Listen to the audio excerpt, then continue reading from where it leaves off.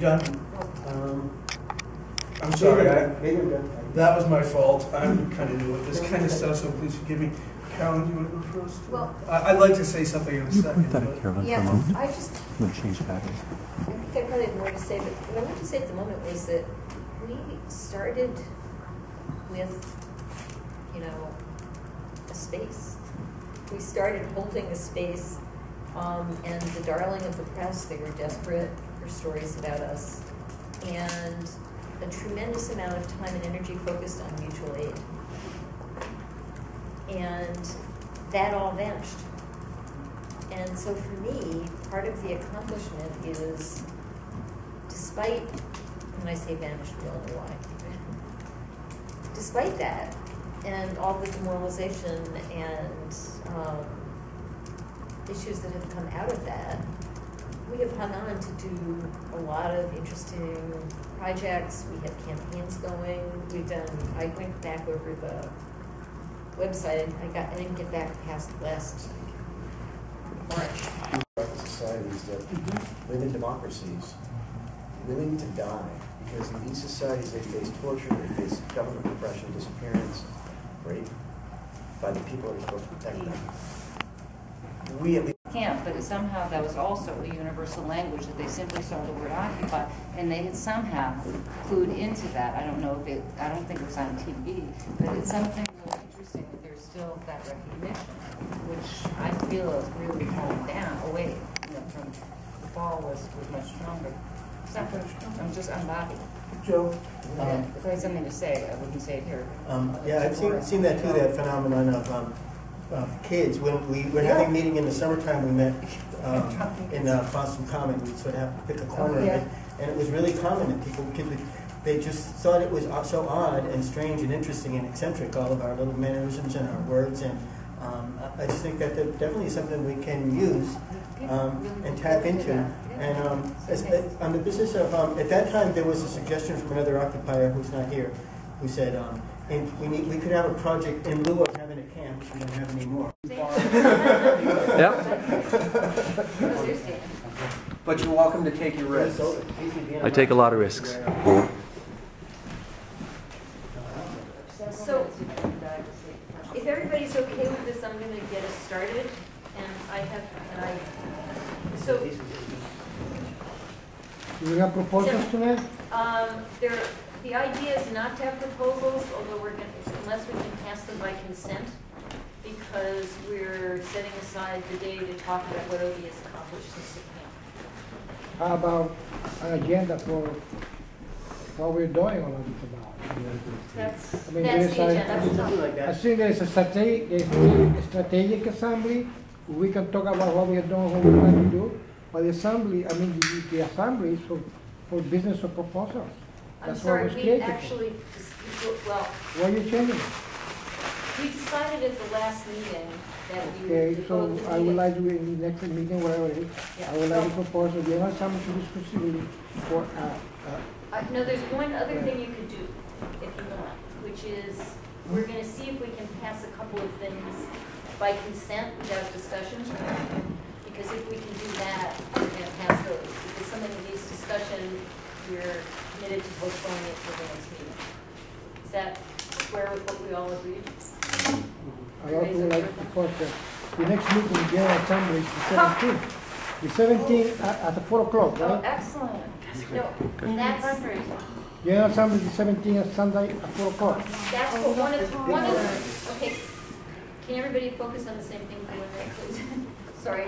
She's working there. This is the newspaper. Yeah, They always have One of the, here's the thing. One of the proposals that we're going to try to pass by consent is going to change that date because it's the same time as the St. Patrick's Day parade. Yeah, well, we can do the general, I mean, we can do the next hour, which is 5:30. We can meet the general assembly at 5:30 and cancel the strategic assembly. So we can do business. Man of mystery, General international man of assembly, mystery. you know? Okay. Here's what I'm going to suggest is if you want to write a proposal for now, Right.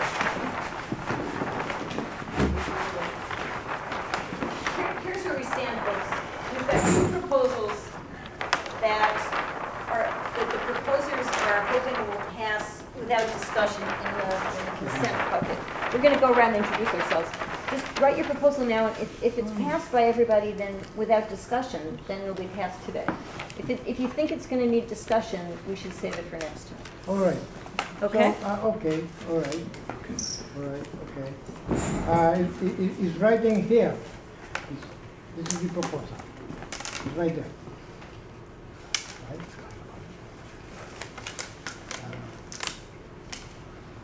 Okay, so I think it's safe to say, I don't know how to deal with this, but let me try this.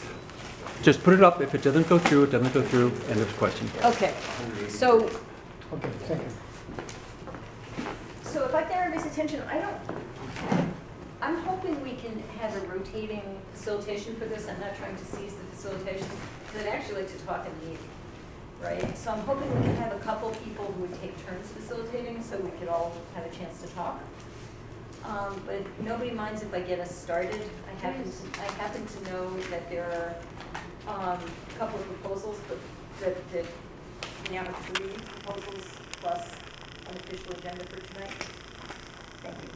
But first thing I really hope we could do is just go around and people would introduce themselves, because we have at least one new person here. And What's your name? and that would be great. So That's Carolyn. Karen? Bill, Steve. I'm good for you. And how are you? I'm Carolyn. I've been around for a long time, and I've done facilitation and strike deaf, among other things.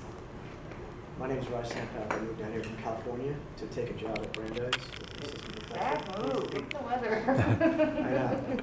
And I teach in the social policy school, and I teach students from developing world countries. And I What's your focus first on- name? I didn't hear well. Raj. Raj. R-A-J. And I had a background in liberation theology, so I was always interested in the relationship between religion and development in world countries. And when I got here, I said it would just be unethical to teach others. And I'm unconscionable not to know what's happening in my own backyard and at home in Boston in terms of social movement. Excellent. So I'm happy to be able to Welcome. be here. Welcome. One of the things you'll see, not so much of tonight, is do you know who this handshake Well, is? This is, come on. no, this is, That's good, we're- it's good. We're really happy, it's good. You don't This care. is- You do that. You're Yeah. happy, you're Don't like happy, and something. this is, don't like it. It's sort of like clapping, required. But it's a silent, I see. when there were hundreds of people, it was a very effective way of communicating. Thank you. It's also very effective way to, voice your opinion very so that state senators hear it. Because they can't yell at you for talking. I'm Steve. I work with the IT group and like that and financial accountability. What's your name? Steve. I'm Julia. Your name? I'm Dana. I am also a longtime occupier. I teach at the Massachusetts College of Art. Yes. I'm What Bill, was and your name, obviously, Steve? What was your name? I know your name. Dana. and I'm Bill, and among other things, I do a lot of obviously taping and recording and writing about what we're doing. A bit of a historian, I suppose, at this point. Carlos. Been with Occupy since the beginning. And I was career and also classes. Maurice, I've been up here in Boston, from Baltimore, about 6-7 months now. Most was occupied Baltimore. Yeah, but I was documenting way before Occupy. I've been filming for about 8 years, maybe 9 years. Just with the- And I'm going to continue. I might do a couple of random shots. I'm not going to videotape the whole thing, but maybe just a random piece here and there. My name is Joan. Like a lot of people here, I was involved in the beginning of Occupy Boston, directly in some work groups, but also support the groups that need more people. And I'm also affiliated to a number of peace groups, and most of the projects we've done, we've all been involved in, really. And My name is Joe. I'm they were Joe. born the same year. I've been working with financial accountability for the group and strike debt and Occupy MBTA, but not like I'm Rich, and I've been in Occupy for a good while, a lot of facilitation, strike debt, and I teach at Salem State. I'm Larry, I'm in strike debt too. A lot of us do. So, the next official step would be announcements. If anybody has any, they should make them. I didn't organize that in advance. Joe, you might be interested. Have you heard of the new T proposals? Just came out today. I haven't seen it specifically. They're unbelievable. I haven't been keeping up with the great work that has been done on Occupy T, but these things are even worse than the last proposals. They're talking about, once again, they've got a couple of options. One option is to raise fares by 30%, which is even more than the increase, the last one. The next option is to raise fares by 15% and cut out weekend service altogether. But anyway, I just figured that I'd give you a heads up. You haven't heard about it. It just came out. So. Yeah, thanks for that. Yeah, sorry. Don't blame me, Mr. Occupy MBTA was actually one of our failures because a lot of people went to the legislature and testified that they didn't want the money, the fares to go up or the routes to be cut back, and that happened anyway. There was an outgrowth after that that remained more active for a few months, although I haven't seen any other people around, called the Fare Strike, where there's maybe 20 of us who went and would hand out material, sort of the way we handed out material outside of the bank. We would go and we would say, this is what you're paying for, and it's public transportation, but you're also being charged for it. It's all being, paying for big debt. So I think that group has been looking for months to reconstitute and was looking for a reason, and that probably would be it. Yeah, I know a couple of the guys, and I didn't know any of the women. So right. Joe Ramsey, Krista, I just haven't had a chance to talk to any of them. Yeah. But I just figured for everybody else would want to know about this. There's one analyst that I haven't used for a long time, Sarah Strickland. Yeah. Because it's needing follow-up. But I just want to differ slightly with your statement that it was a failure. Okay, not now. That Oh, would be okay. a perfect thing to We're do. talking accomplishments. Right, anyway. That would be a perfect thing to do during the discussion. All right. Wouldn't it need a Fare I was Strike? having the same Just a thoughts. moment, second. Dana. I think we should do a series of announcements that have to do with strike debt.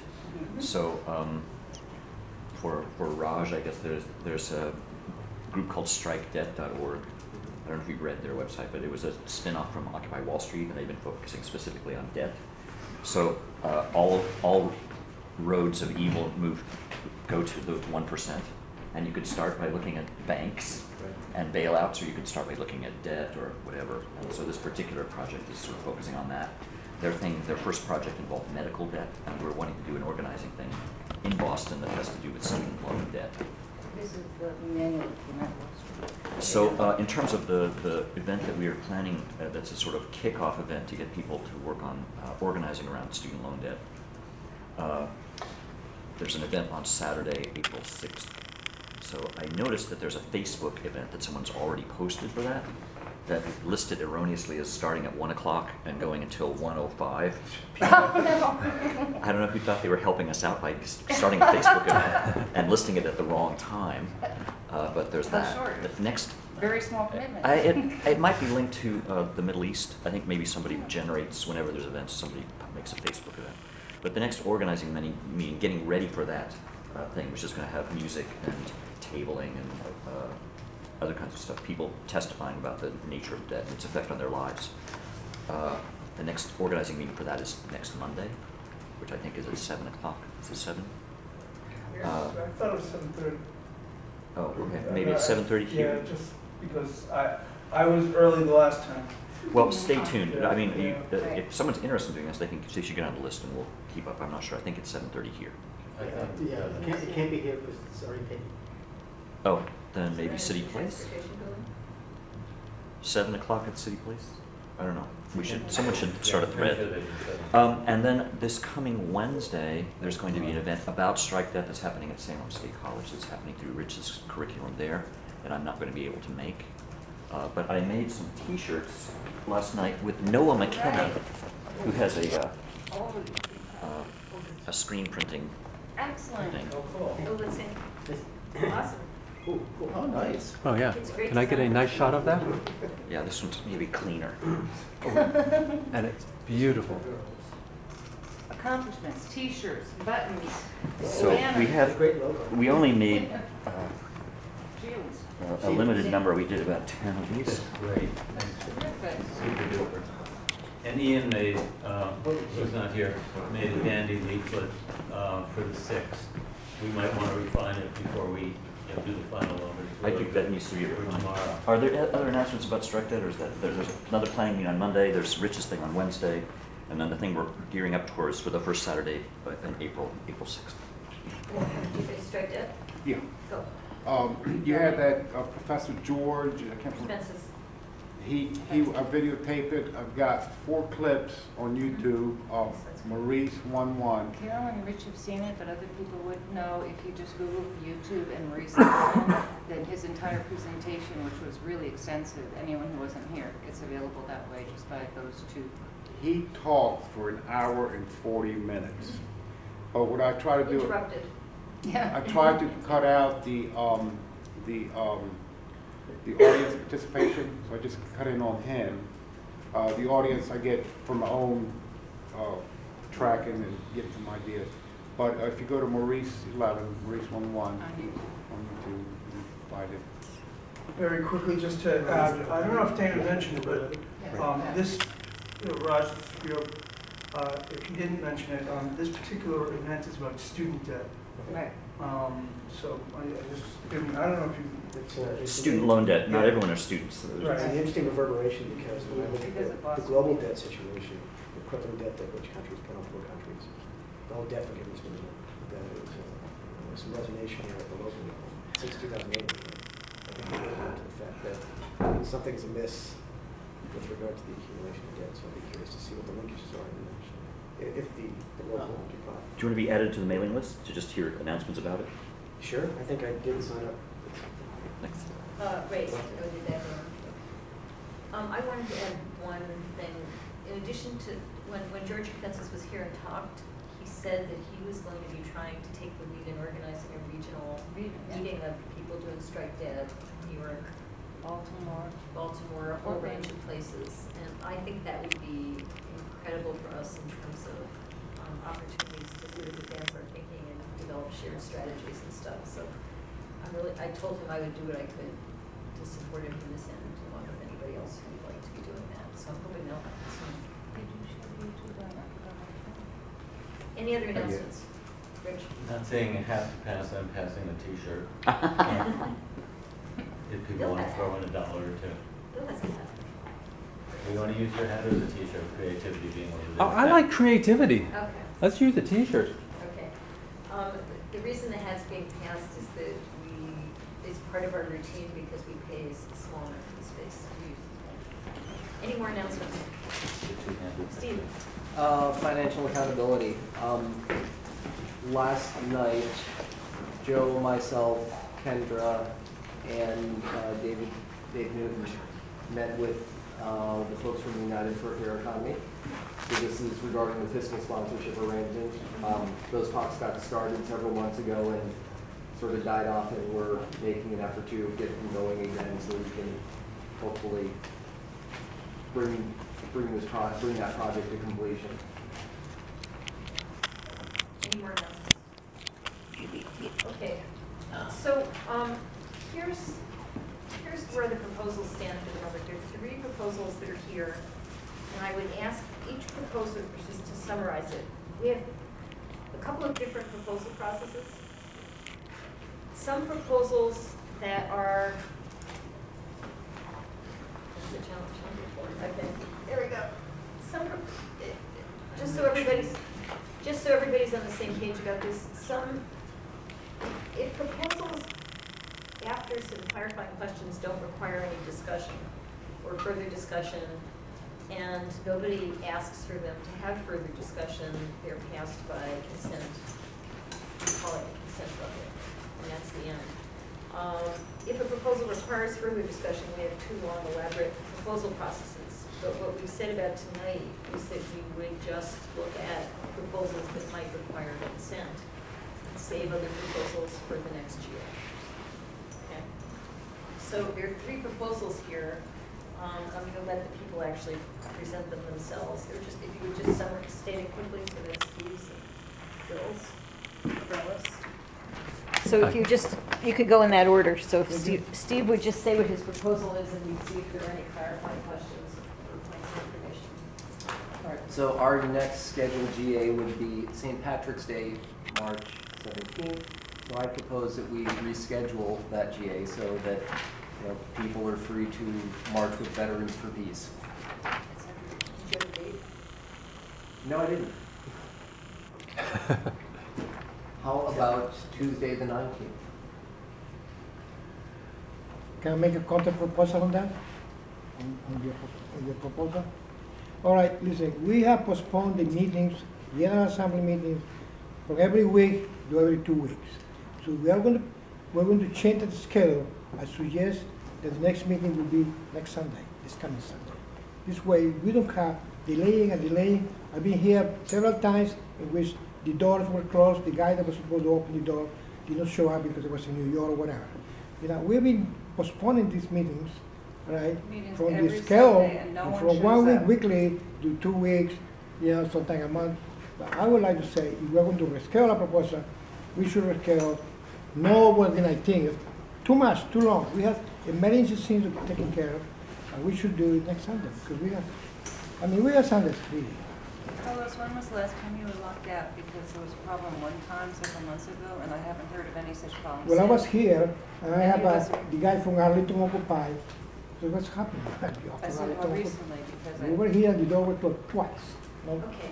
I think that that problem's been taken care of, and we have most of us here I on have most witness, Sundays, I so have I'm witness from the So- concerned that we're getting off Occupy track. Arlington was one that was here. And he gave me this, Okay, here's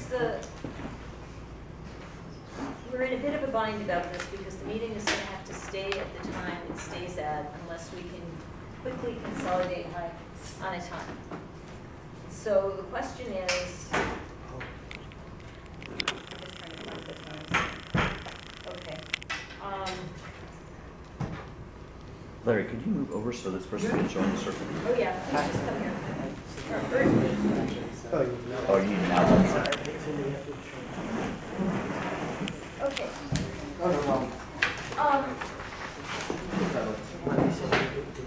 I'd like to suggest that next Sunday is too soon for publicizing since it's now Tuesday. Yes. That's not enough time to get the word out. Correct. We don't know that we have actually a space. How about Tuesday? Do you after Sunday?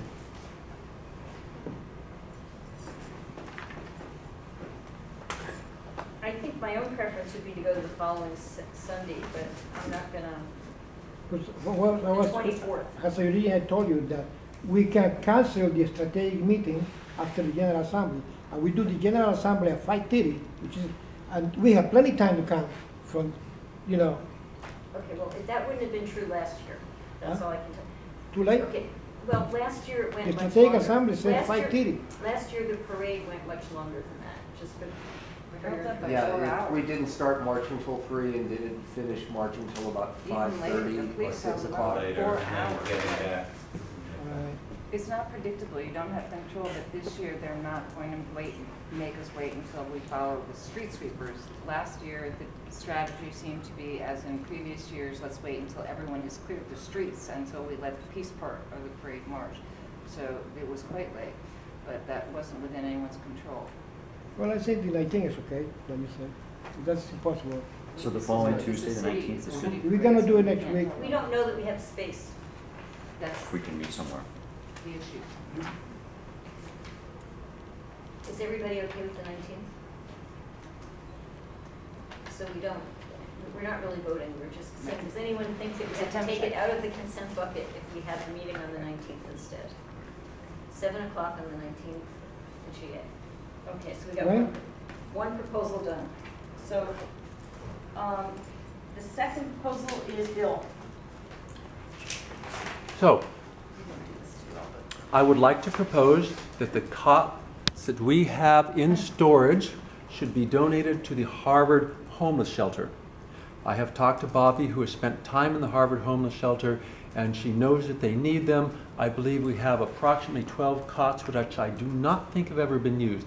In any case, they haven't been used since they've been sitting in the storage shelter for the past year, so I would like to propose that we donate them.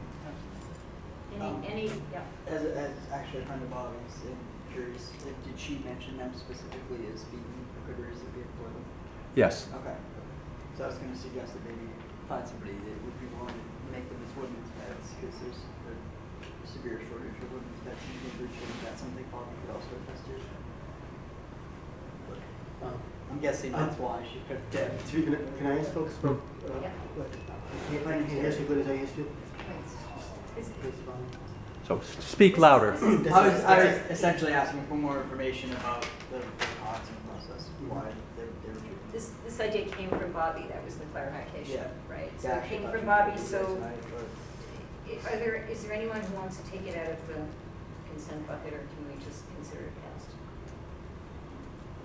Passed. I would like to have more information about his proposal. Sorry? I would like to have more information about his proposal, maybe in another General Assembly meeting. Now, first, About the COT proposal? yeah, the cost, yeah. I mean, we can use them one day, because we're a group that is there for action. And we may need them, and how we get them, how we got them, how we're going to use to get rid of them.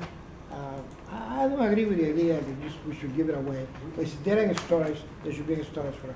We have to discuss more about it. Just as a Then point you of just dump it, information. dump it. As, Let somebody else talk. as a point of information, we've already decided to give them away. What? We've already made the decision to give So them what are we away. discussing this for? This doesn't get who. But we're only discussing where these particular ones should go. But giving them away is no longer an issue. We've already decided in an earlier GA that we would give In them a away. storage space, no one's using it.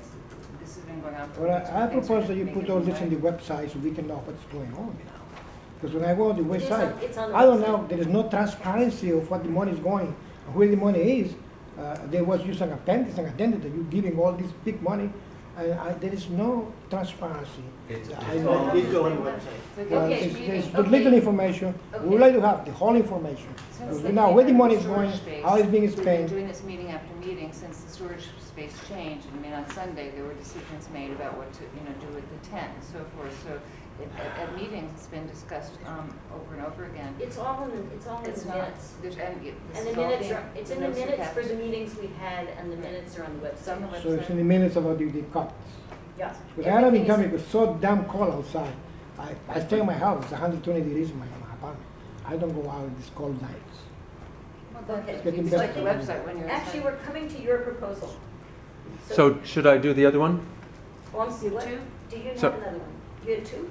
Yes, so the other proposal was that the previous meeting, as I understand, we did not make a decision about what would happen to the kitchen tent.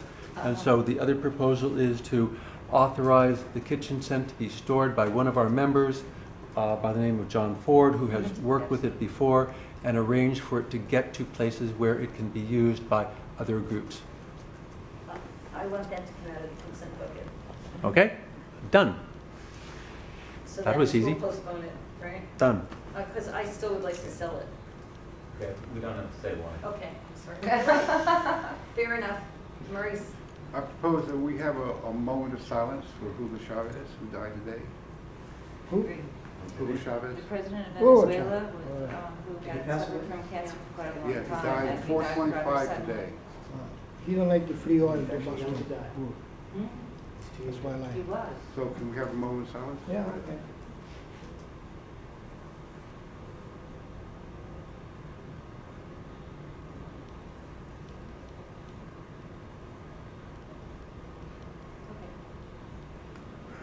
There was some So other freedom Carl- act. Carlos has a proposal, which, Carlos, do you want to say what your proposal is? Me? Yeah. All right, my proposal is to ask for a grant to the General Assembly for an educational campaign to promote economic equality. That's part one, and part two is to you know, to get rid of this, you know, superstition, capitalism, and other sectarian group superstition that, you know, the sky is the limit. I think we should be economic equal, and the source of all evil is money differences. And the educational campaign is also in point B, which is the second point, to demand the government, which is the Supreme Court, the White House, and the judiciary, to make sure that this, you know, extending riches of people and poor people to keep on getting the difference they're having. It should be reducing, not expanding. Like there was a 15% years ago of the rich, now it's 40%. Yeah, so this, and the poor are getting poorer. So we need an educational campaign that, and not political, but educational campaign. And there's money attached to this, right? $10,000 or whatever they can afford. But that's what it takes to do. You know, after you have $30,000, you're giving good money. I like the money you give to the national skills, well, it's called $6,000. I don't know about the debt money you gave. I don't know about the Occupy Boston paper. I don't think we need more money. We need more money for other things. But this is a proposal for this particular amount of money, or whatever you can afford. We need to start working on that. Spring is coming, and time to start. Winter is. Does anyone have any questions of clarification? Yeah, I need that out of the bucket. I'm not going to consent to that. Well, you have money, right? Because you had last time I was here. That's not. It was $29,000. Yeah. What do you do with all this money? All right, it's going to disappear. Okay, excuse me. No, Yeah. Excuse me, you're out of order. And nobody. Well, he's out of order because No. see, Okay, I'm talking to you, not to him. No, but I'm talking to you. What I'm All going right. to say is, our process is that if somebody, and this is what I tried to explain before, everybody's proposal is presented, but at this particular meeting, if a proposal comes out of the bucket, it means essentially it's postponed to the next meeting. Right. Okay? So that's what's going on. We're going to postpone that proposal to the next meeting. Okay, You're good. most welcome Good. to come All right. back. All right. Okay? So Fine. now we are, finally, at the, that was an unfortunate editorial comment, sorry. I apologize. We're at the point that we intended to be for this meeting, which was to have a discussion of what we've accomplished since the camp. And if I'm not taking, I'd like to have somebody else take over facilitating for a little while. My idea was we would take turns facilitating so everybody got to be in the discussion. And I think facilitating is just going to be calling on people to give their opinions. This isn't a challenging thing. But I thought I would just say that part of where this discussion idea came from was that I thought we hadn't tried to see what we'd accomplished for a very long time. And that if we can sort of put that together, it would be the first step to discussing where things have gone wrong, what we wanted to do next, a whole series of other things. So this was meant as like a first step in other discussions. So, Dan. We went around and did introductions at the beginning. We had a new person join us, and I just wanted to have that person have a chance to say hi and find out if they wanted to be added to a mailing list for any of the projects that we said we were working on. We're but I'm kind of here to get a sense of what is going on with Occupy Boston. I haven't been involved with this particular Occupy Boston. Oh, is this your first time at Occupy Boston? It's my first time at GA for Occupy Boston. Oh, welcome. Welcome. First experience is with Food Solidarity shortly after. Welcome. So, would someone else like to take over facilitating for a little while, Larry? Yeah. Awesome. Rich? Yeah, I just wanted to make a suggestion for structuring it. We had put out with the leaflet. This is not binding. It's a suggestion so that we have some structure to look at it in. And what we had talked about was perhaps trying to put different, work groups, personal experience, whatever, into 4 categories. One would be it's an open phone. If anybody can read my handwriting, sustaining Occupy Boston as a movement and organization, which would include things like the GA, the SAA, working groups, events and actions, mutual aid, financial support, capacity building, celebrations, and on. A second category might be campaigns and actions, such as the MBTA, the NATO action, Occupy Monsanto, strike debt, etc. A third one might be presence for getting our ideas out, such as Occupy OB Radio, the Occupier, our website and social media, educational events like what's happening at Sam State, and then connecting to other movements, occupies and organizations such as S17 down in New York, working with the Vets for Peace, City Life, Vida Urbana, SEIU, P50 or whatever. And if people found this at all useful, then, you know, or adding another category or not, then that might be a way to sort of, rather than just going item by item, to have a way to look at them all analytically. So it's a suggestion, not more than that. What does everyone think? Is that how we should proceed? No objections? Okay.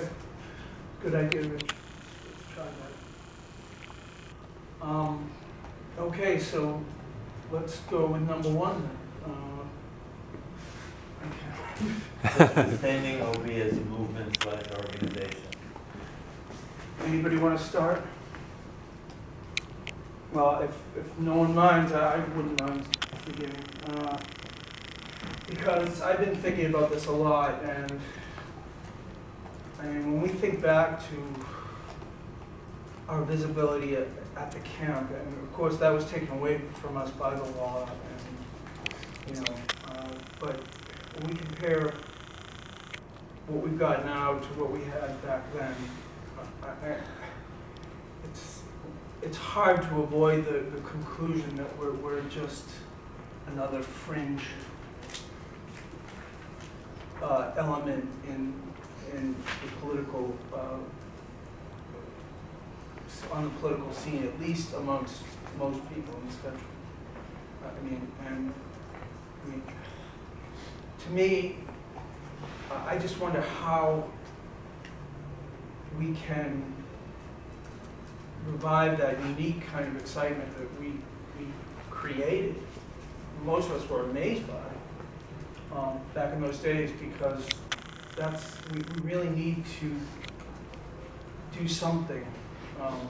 And to a certain degree, events made us. You know, things, we all came together because enough people were excited by the idea that people are actually getting out on the streets and saying, you know, things are really screwed up. They're screwed up for the wrong reasons. Change needs to take place now. But just as a general beginning for this discussion, I really just wonder if there's any way we can think of to tap back into that. Maybe there isn't. I don't know. I mean, I've been banging my head about this myself. But, you know, I hate to say it, but we've done some great work. We're doing great work with the strike debt. It's interesting, we mentioned the Occupy the T success and failure at the same time. Some of the stuff we've done about foreclosure, people know about us, people are excited by what we're doing. I remember some of the people at Occupy the T told me of the kind of the reception they got when they on the trains was very enthusiastic. But the problem is that as time goes on, and you know, we're losing our that unique capacity we had.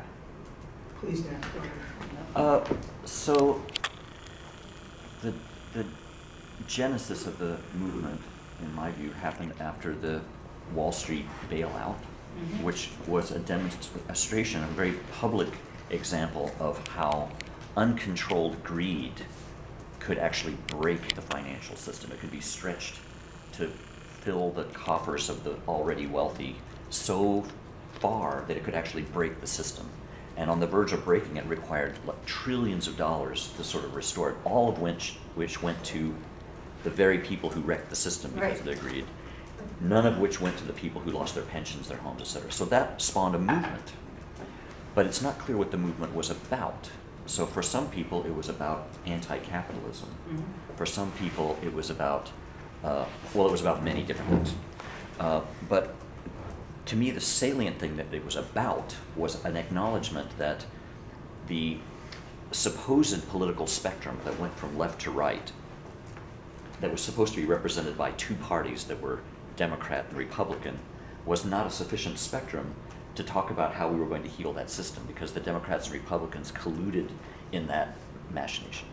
So part of what I think sustaining the movement, or what that's about, is what are people doing to move organizing and discussion outside of that constraint of left to right being represented by the Democratic Party and the Republican Party. So I think an acknowledgement that that was a bogus spectrum was shared by the Tea Party, who some of them were crypto-fascists and they wanted to move outside of what the Republican Party would do, and so they decided that that spectrum didn't satisfy them either. So since the spectrum seemed to not satisfy the urgency of the moment in history, people wanted to step outside of that spectrum. And to me, that's an important part of what the movement was about. So in terms of sustaining it, the category 1 there seems to mix with category 4. So some people started, I mean, the thing that we could agree upon was a tactic, which was to make a public display of discontent with that option, the set of options that were currently available, that were represented by the camps. When the camps were destroyed by the same political structure that was invested in that supposed political spectrum, then suddenly we didn't have a thing that the movement was. It was a strategy, but it didn't have an agreed upon agenda. So for some people, the agenda was to get the Democrats to be more progressive. Other people, their agenda was to have a third party that was outside of Republicans and Democrats. Other people's agenda was Ignore them. anti-capitalism in general, or international solidarity. People had all those different agendas. So then to say, what have we done to sustain the Occupy Wall Street movement? It's not clear what the movement was about. It's clear what the strategy was, but it's not clear what the movement was, because it seems to me that it was a confederation of many different agendas. So I think that has been fulfilled through the people moving, once the camps were gone, into other solidarity work that they've been doing for tenants' rights, for union organizers. There's an anarchist bookstore potluck tonight that a bunch of people are participating in, the Pirate Party. There are many of those different things. And so I think that we've been successful at keeping to the extent that the movement is, we could agree on what the tenets of it are. We've sustained it by actually going and sort of diversifying. Like a negative connotation word would be maybe splintering. Yes. But I would say that I would use a more positive thing, which is that we've gone about sustaining it by diversifying what that movement is about to these many other kind of projects, including Strike Debt.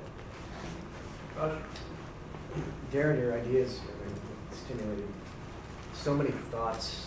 As an external observer back in 2008, what struck me about the movement was, quite frankly, a deep politicization, because once we had the wake-up call about the 2008 meltdown, with this collusion, not just between the continuity of power, politics can come and go, with a Democratic president and a Republican president, but when we discovered that the banks, private sector banks, and the Ponzi schemes with regard to the mortgage crisis, and then the bailout by the Federal Reserve in collusion with the Treasury, based on actors who actually were going against their own ideologies, policy back in the Treasury. So to see that the government can actually bail out the private sector is an anathema to conservatism. So we realized that this transcended politics.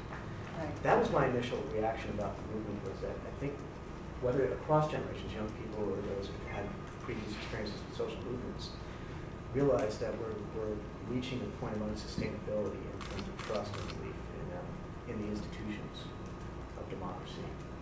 And that's compounded by the most explicit concentration of wealth, as you're saying, the 1%. 50 million, the poverty line in America, 20,000 is the poverty line for a family of 4. You can't do that in Waltham. Boston, it's impossible. Right. And so here,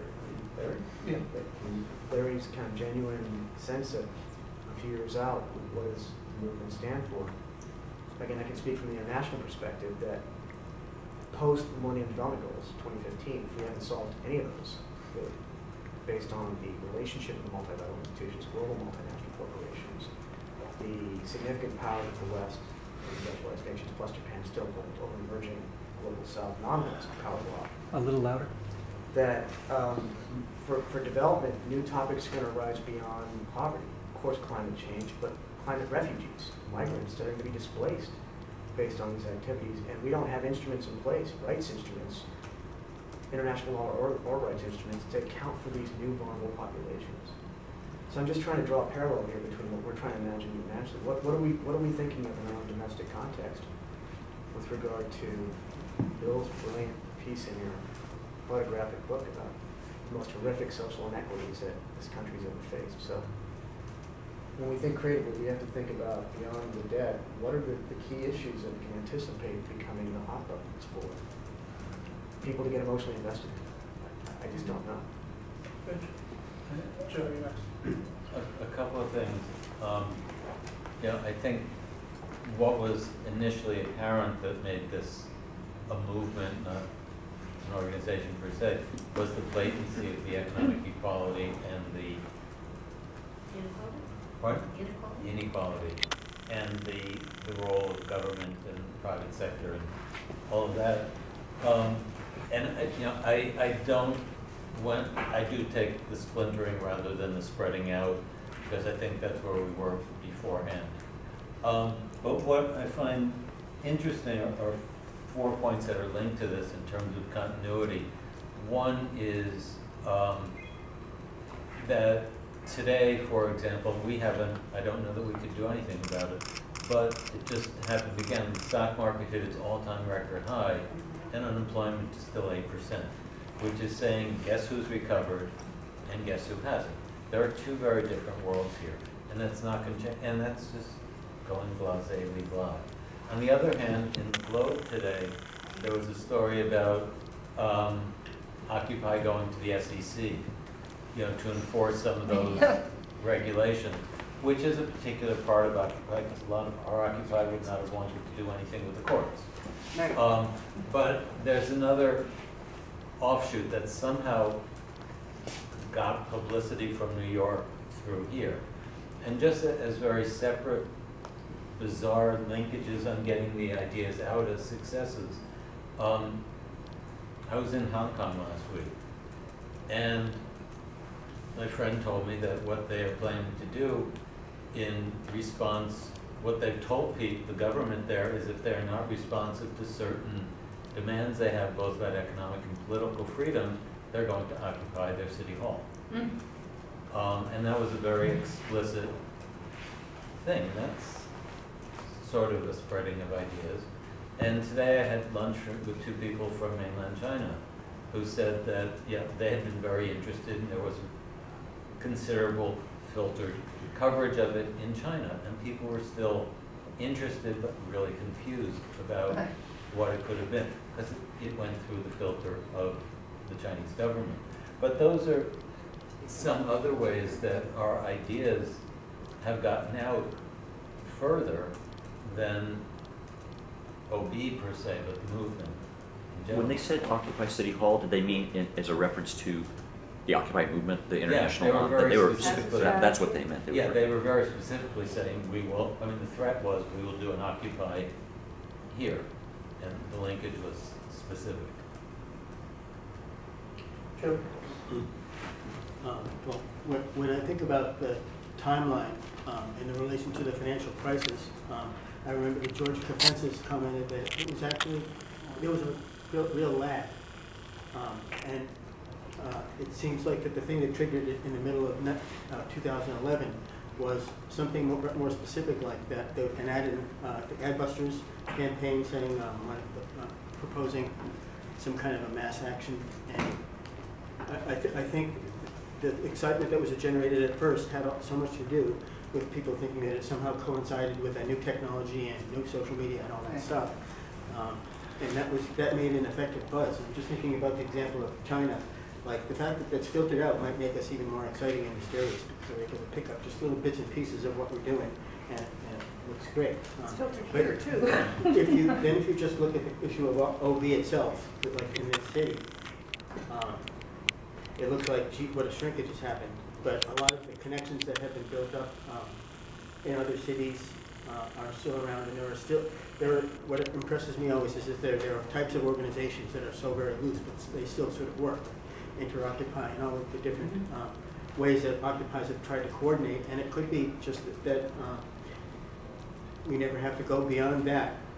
But like we can affect Hong Kong just by rumors about what we're doing and stuff like that. But it would still be, as far as in this city itself, I would like to see, we're not visible enough anymore. And I think that one of the ways that I was encouraged by Occupy was that it had some potential to not be another in the long list of progressive organizations that has a nice little group of idealists behind them and does not actually get taken very seriously, and that there would be a mass base at some point. That doesn't have to mean 50%, but I would like to see it more than, like I don't so much think back to the glory days of Dewey Square when there were maybe 200 people. I would like to see 2,000 or something like that. And I think without that and without doing events that are visible, we sort of know about each other, the different nodules of Occupy, but I would like to let people in this here city know specifically.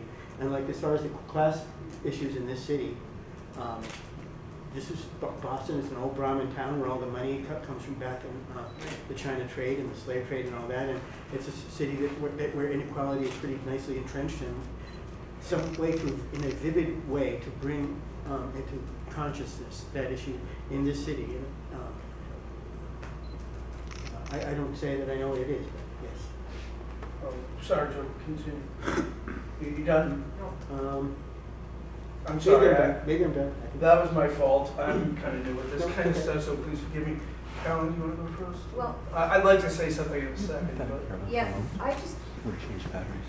I think I probably have more to say, but what I want to say at the moment is that we do projects, we have campaigns going, we've done, I went back over the website, I didn't get back past last March. There's a lot of stuff there. There's enormous, we've been unbelievably active and busy. What we haven't had is coverage for what we've done. And I don't think we've done enough evaluation of things we're doing and really strategic thinking about how to think further. Hey, Kendra. But I think we have to sort of acknowledge that was a giant that was such a tremendous loss of something that wasn't sustainable. And there were a lot of people who were involved at that point who had no longer term vision. And they stopped because the action slowed down.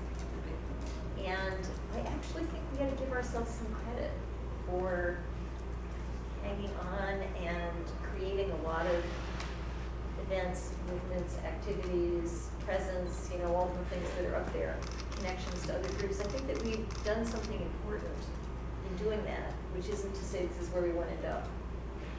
But I just think you have to have that reality as part of the picture. I guess I don't think we can't create momentum without events. We can take advantage of events, but I don't think we can, just like push into, the 99% with us without some help from external events. There are many things we can do in the interim, but that's my own take. I was going to say something. Does anybody have, I know that Raj, and I know Dana, and I know Joe, anybody have anything that they have to say this second? No? Can you wait a second? Okay.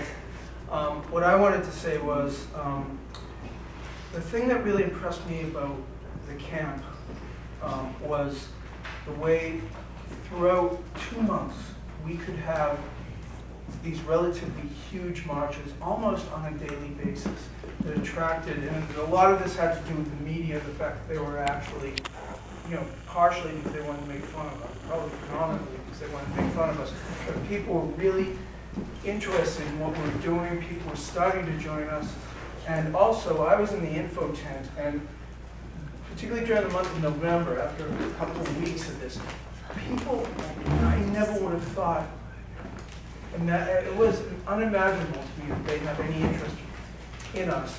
They were coming to us, and the thing is, because we lost the camp, those two connections have been severed.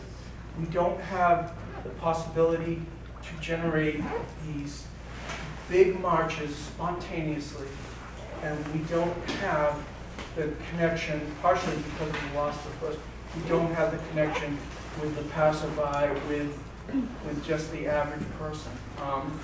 And I've been thinking very hard, and I've come up with nothing, I'm afraid, in terms of how we can recreate that, because that's what's really necessary, in my opinion, for us to go beyond just being, another progressive group that, everybody and that deserves a great deal of credit, but that remains, particularly the hostile media and a political system that has no interest in letting us join. Okay, that's my 2 cents. I know that Raj, and then Dana, then Joe, and then, I'm sorry, what's your name?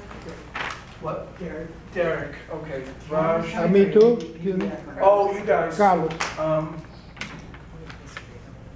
Let's keep going. Okay, so they were before you, I think, Derek. I'm not sure. Okay, Raj, Dana, Joe, and then you guys. I'm not sure which one of you. It's not important. Okay. Raj, go ahead. This is just a question for the group. I'm struck by what Joe said about Brandon's, which you have concealed inequality. The outside image was that Wall Street Occupy movement was about Wall Street, a leading reaction to financial crisis. DC government. If I think about California, I'm thinking about immigration and racial politics. What was the kind of image or set of values, or what was the face of Occupy Boston when it began, and what exactly was it reacting to in comparison to some of the other occupies, I'd say? And is that a good starting point to think about your values? Just very quickly, I remember. Well, I just wanted to answer. I remember some of the organizers were very influenced by the people in New York. That's how we heard about it, so far as I know. Dana, you're next. I'm sorry. Just to finish answering that question, I think, yeah, there was a group of people who had been out by Wall Street, and they were Bostonians, and they said, let's do that here. Back in the heady days of Dewey Square, and when people were feeling really excited because they felt like they were part of a revolutionary movement, they invited Noam Chomsky to come and talk about that, and people were expecting him to say, all right, we're having a revolution now. And he was much more sanguine about the whole thing. He said, the most important thing is that you've met each other. And he said, if you continue to keep the affection and commitment and the bonds that you have formed here, and you sustain that, then it's possible to create a movement that can change things. And I think that in terms of our accomplishment, I think that's kind of the most important thing that we did, was that we met each other, and we're continuing to meet new people. So the example that I'm talking about is when Occupy Sandy happened, when a catastrophe happened in New York City, and FEMA was not equal to the task of dealing with the catastrophe. They were publicly failing. The network of associations of people who were Occupy Wall Street, which had disbanded and broken down, basically, but that network of associations was put into action and was clearly still there. So I think that we have met each other, and even though different people have become factionalized in the absence of the camp, I think one of the things that we've accomplished is that we have continued to keep that association going. So Noah McKenna, who just generally doesn't come to GAs anymore, volunteered to help work on that project of the t-shirts for Strike That, as an example, because he has this screen printing thing in his garage. And that was an association that was part of what I'm talking about in terms of us continuing that sustaining that connection with each other, and I think that's actually an accomplishment. Joe?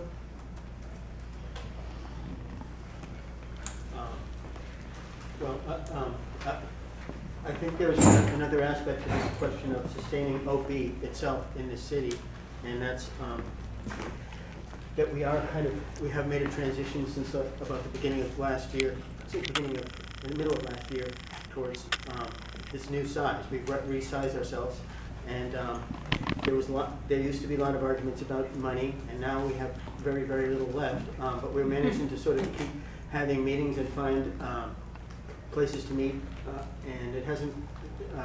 We have found a sort of a new structure where we can kind of live on the thinner air of fewer spectacular events that get a lot of attention and a lot of contributions. And that's not the sort of dramatic thing that you're ever going to see in the paper where the Globe says GOB has reinvented itself and is now a movement that can sustain itself with no money but keep doing useful things. But we know it ourselves, and I would just say a lot of those arguments and the factional stuff has been really, really difficult. But as long as someone like, for example, Noah McKenna is still willing to contribute to this effort, or if the different groups just will at least keep in touch with each other and say, I will be useful to you when you need something or other, we'll sort of show up together. Because we are a small group, and if the factions ignore each other, then we're definitely going absolutely nowhere. If even a group of this size, if all of the factions can support each other, and especially when we want to have a moment of visibility, we don't want to have a moment of embarrassment. Have it be a moment where everyone's willing to say, I was pissed at you 6 months ago because we bought a tent that cost too much money or whatever. But now, in the perspective, let's try to continue on as a presence, because Occupy continues to be this network that is worldwide, and I think that is a bit unique compared to other type of progressive organizations. I don't think they talk about Occupy about 350.org in Hong Kong, although much great as they are. Okay, you guys, I'm not sure. Yeah, Carlos, I was hearing about him talking about future plans. Now, how about the next move, which is the legal lawyers saying that they're having a ball on March 15, fundraiser. It's a ball, right? Like a event. Can I get a free ticket to go? I mean, I don't have $25. That's what. But we contribute $6,000 to the group, the National Lawyers Guild. Can some of us, I begin with, get access to that particular fundraising festivity? Can we decide about that? So I don't have to pay $25? Sounds like a proposal. Excuse me? Well, I paid $25 then, but I feel like we contribute $6,000 today. What we're getting out of it. I mean, now, in the future, right now.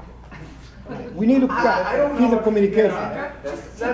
Don't you read the website? It's all on the website. Right, but that's not really. It's all in Occupy Boston the website. discussion part, we have to move on. We're talking about future plans. We got to network with other people. And this is the lawyers are very important. Do I have to pay to connect with them? Or is it just going to be an occupied thing from the bureaucracy? Okay. All right. All right, I pay for it. No problem. Okay, obviously you've noticed I'm trying to shoot all the good things we're saying about Occupy. So we're not being invited to that. Sorry. We're going to pay, right? Is that what it is? So for me, Bill? Do you know about that ball coming? yep, so for me, Occupy was all about the idea that the system is broken, let's fix it. And then all of the examples, all of the unfairness, all of the Monsanto examples, all of the tar sands examples, all of the climate change examples, all of the racist examples, all of the sexist examples, et cetera, et cetera, et cetera, are merely examples of the fundamental concept which brought me to Occupy, which is a concept that the system is broken, let's fix it.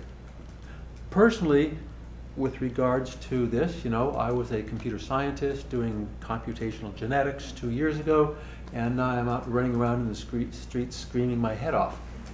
And thanks to Occupy and what we have done is made connections, and I've been able to go down to New York several times, and to the Republican National Convention, and to the National Gathering in Philadelphia, and to the debates up in New Hampshire, and now Portland and 350.org I've become involved with. So all of these things have made me a far more effective and far more involved activist, I guess. I guess that's a fair term for me now.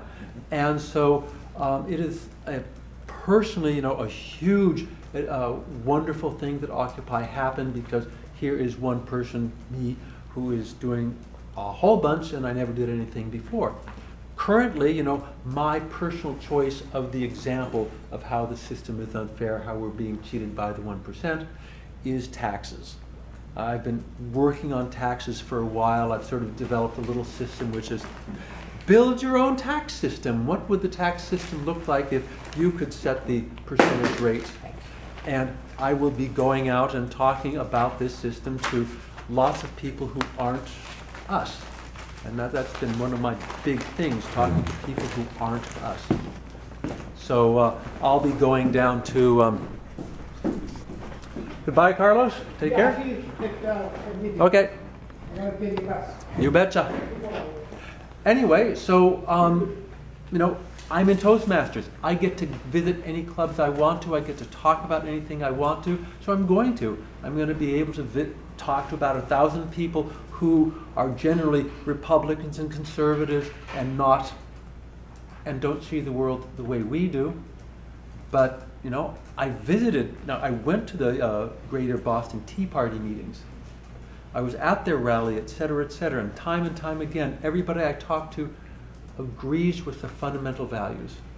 They all agree that racism is bad, and that war is bad, and that the taxation system is all messed up, and the Tea Partiers just sort of have a different solution to it, but at least they see the same problem. So yes, I think that we are continuing to be valuable, and every time that we get our faces in the paper, our name associated with it, and say, here is an example of how the system is unfair, let's fix it, this is a good thing. Because the 20, 30 of us in the room, all by ourselves, we're not going to change anything. But the people we talk to, and the people they talk to, and the people they talk to, et cetera, eventually we get enough of a mass that we do change things. And of course, my ultimate desire for my country, my world, is that pretty much everybody looks at the system and everybody says, oh my God, the system is totally screwed, it is so unfair. And I want the Republicans, the real right-wing Republicans who say, I am a free market capitalist, rah, rah, rah. I want them to say, well, let's make the rich people pay their taxes. Let's make sure that all of those bums on welfare have an opportunity to work. I agree with the unions. I want the right to work, meaning that every single citizen of this country has a right to a job to pay them enough to live on. And if we put our tax money there, then we don't need welfare. Most people don't want welfare, they want to work. And so all of these things Occupy has enormously contributed to, in my humble opinion. Derek? One thing, I really raised my hand when you were speaking, specifically because you indicated that there wasn't a place anymore where people could go and meet and form these spontaneous marches and stuff. And I imagine, I can't speak because I don't know anything about Occupy Boston itself, but you sought places. Because that was one thing we ran into when the camp dissolved where I was, so we didn't really have anywhere. We actually were able to find a bookstore that had their doors and essentially said, anybody can come here anytime. We really open to that. Where was that? In North Carolina. And a lot of people thought because the camp was gone, so it was occupied, and they found places that they could go and this stuff. But I think a lot of it was like, the best thing about Occupy was also the worst thing about Occupy in my experience, and it was the coalition, the broad spectrum of people that attracted. Because it was excellent, we got everybody in the same room to start that conversation, but the problem is we haven't learned how to get together yet. and work together. And everybody came to the table, not everybody, a lot of people seemed to come to the table expecting the answers started to be there. They didn't really know how to work together to get the work done. And there were a lot of, the anarchists would push away some of the other people, and some of the other people would push away the anarchists, and it just got to a point where the people that were there were so fundamental that it was kind of alienating anybody else. That it was kind of trying to find a good middle ground. Derek, how many people did you have in your? For the October 15th march, the police estimate was about 600, which isn't very much. But in the 5 years I had been there, the largest rally I had seen was against Amendment 1 in North Carolina, and that had only attracted about 300. So it was a pretty significant. What about at the encampment when it was up? Initially, I'd say it was probably about 50 to 100 tents, somewhere in there. It was pretty good size, but almost immediately within the first 2 weeks, the homeless population came in, and a lot of people were really receptive to it. It was great. They're like, of course, why would they not come here? There's 3 meals. We need these people on the streets facing the hardships that are the cause of all these problems that we're looking at. And then there were this whole other group of people that were like, no, we can't be a welfare camp. And it's like, that's, I don't know, that itself honestly destroyed the camp. And the Occupy I was involved with was actually one of the first, it seemed, to actually disband the camp through the democratic process, deciding that their energy could be best used organizing actions and not maintaining a camp. Which initially sparked a conversation about how now there was nowhere to go, but in reality, that not having camp doesn't mean that there can't be somewhere that you can all collect. And because there was such a broad range of people coming together, it wasn't as difficult to find spaces. A lot of people think, but it almost seemed like it didn't dawn on people to look for a second space. It was like, oh great, now we don't have the camp, we have nothing. And it took a while to realize, for people to come back around and realize it doesn't have to be a camp to be a. Okay, Steve, I know you wanted to, and yeah, you're sorry, I didn't know what word it was. No, well, I know Steve he raised his hand much earlier, but I apologize. So there's the thing that brought me down to the encampment was I was very unhappy about the bank bailouts, and I thought they were extremely unfair. And wow, there's this whole group of people that seem to be, they're camping out in the park in protest of this. I thought that was terribly exciting. And it wasn't until October of 2011 that I marched in the street. I took part in my first protest march and found out how empowering that could feel. One of the thing that's kept me involved more than anything else over the last however many months it's been has been what I've learned from other people and the different perspectives that I've gotten from other people.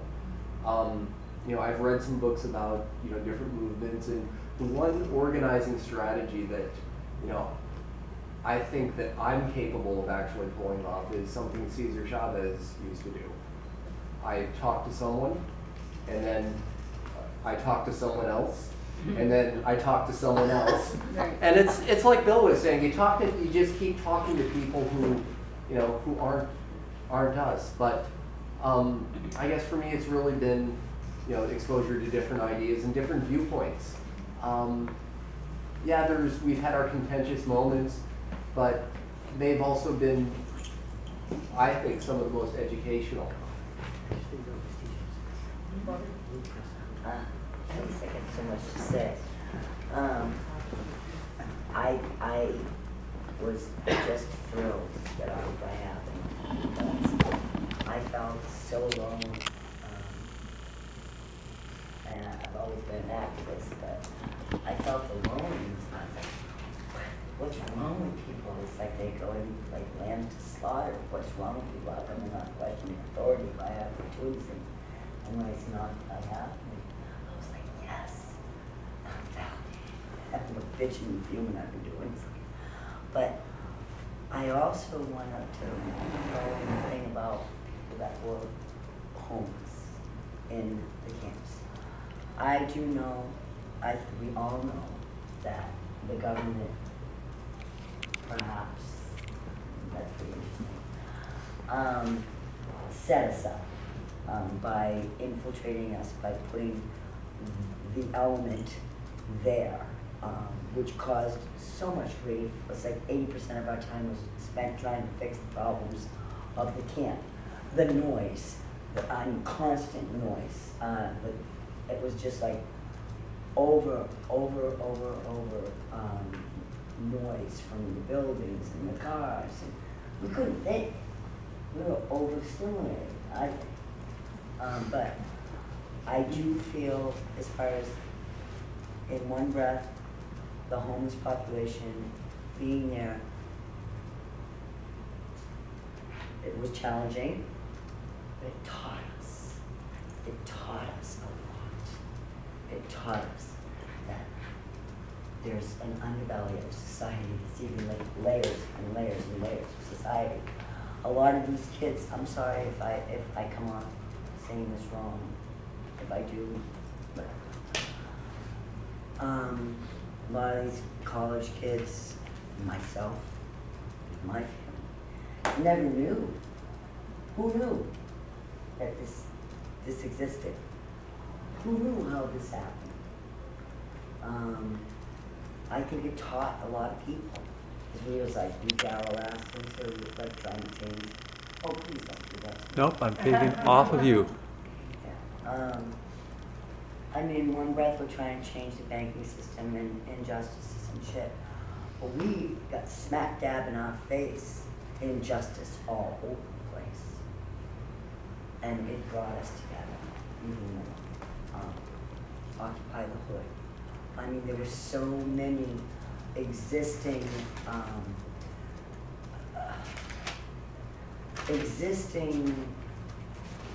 me out because I'm sick. Existing organizations that have been out here. We're kind of like myth that all of a sudden Occupy Boston shows up and we're going to run the show. Yeah. When they were working 35 years or 40 years on shit, doing stuff in their communities. So we managed to get involved. We got involved. That's such strength. That shows so much. I'm proud of us.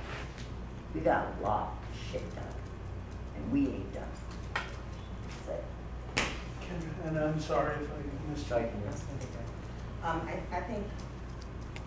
I think a lot of what we learned was how to be better organized as far as prioritizing what needs to be done as far as which issues we should tackle first of the many.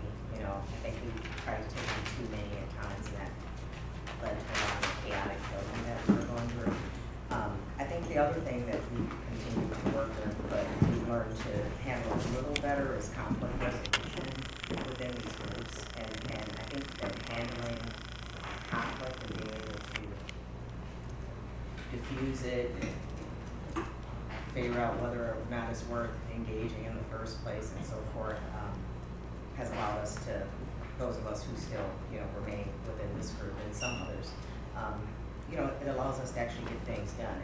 And unfortunately, it's resulted in smaller groups, but I think that you're more effective when you're working with a smaller set of people, and then you can go out to the other organizations and people you know and not be angry, upset, disorganized, and so forth, because you're fighting all day. Case in point, what Bobby was just saying, I mean, the police literally sent homeless people into the camps, and they raised hell constantly. And again, I agree, it was 80% of the time, after maybe about a month, was spent dealing with these stupid fights that everybody was having, and we had stuff to get done. However, on the other hand, I think that their presence there did serve as an example of what can happen when, the tides return and people don't have jobs, and, you become more and more like grass in a cage, which was what the camp turned into for me anyway. And I left probably about 3 weeks before shut down. But, you know, I was still working with certain working groups and going to meetings outside of the camp and, you know, and I've continued to, but I think that at a point we actually put together resources for many of the homeless in the camps, and there's a plenitude of resources in this community, so we could point people in the direction, but you know, once it got to be a situation where the scales balanced in the direction of more fighting than collaboration, or more conflict than collaboration, it was time to decentralize. It was obvious to me that the camp wasn't going to be able to stay there forever. I don't know why anyone would have expected that. It made no sense to me. I didn't think that was a logical outlook on you know, outcomes anyway. But I think again, we did connect with people who were like-minded and organizations that were like-minded. We were able to prioritize which issues we wanted to focus and work around, and we've been doing that since. And you know, some of the conflict has crept back in from time to time. And I think as we've learned, you know, to put our blinders onto it at times, and you know, keep on the course that we set out to complete. So that's it. Okay, Dana and then Rich. I'm finding this conversation really fascinating and interesting and valuable for me, but I'm thinking that we're also mixing what we think we've accomplished with things like what are our aspirations for the future, what are our regrets, and that sort of stuff, and then it's just like a spiraling, endless conversation. So I'm just asking for facilitation, perhaps, if it is true that this point is to talk about accomplishments, Okay. that we make sure that people are on that topic when they come.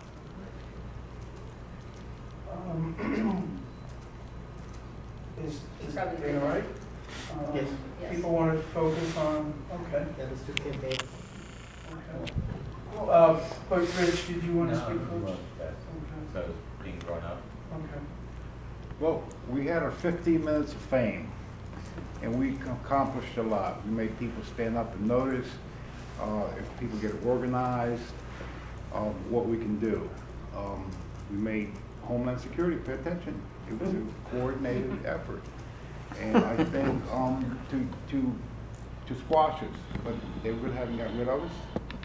They just slowed our momentum, and I think we should all get together with different cities and start over again, kind of like a rebirth, second wind.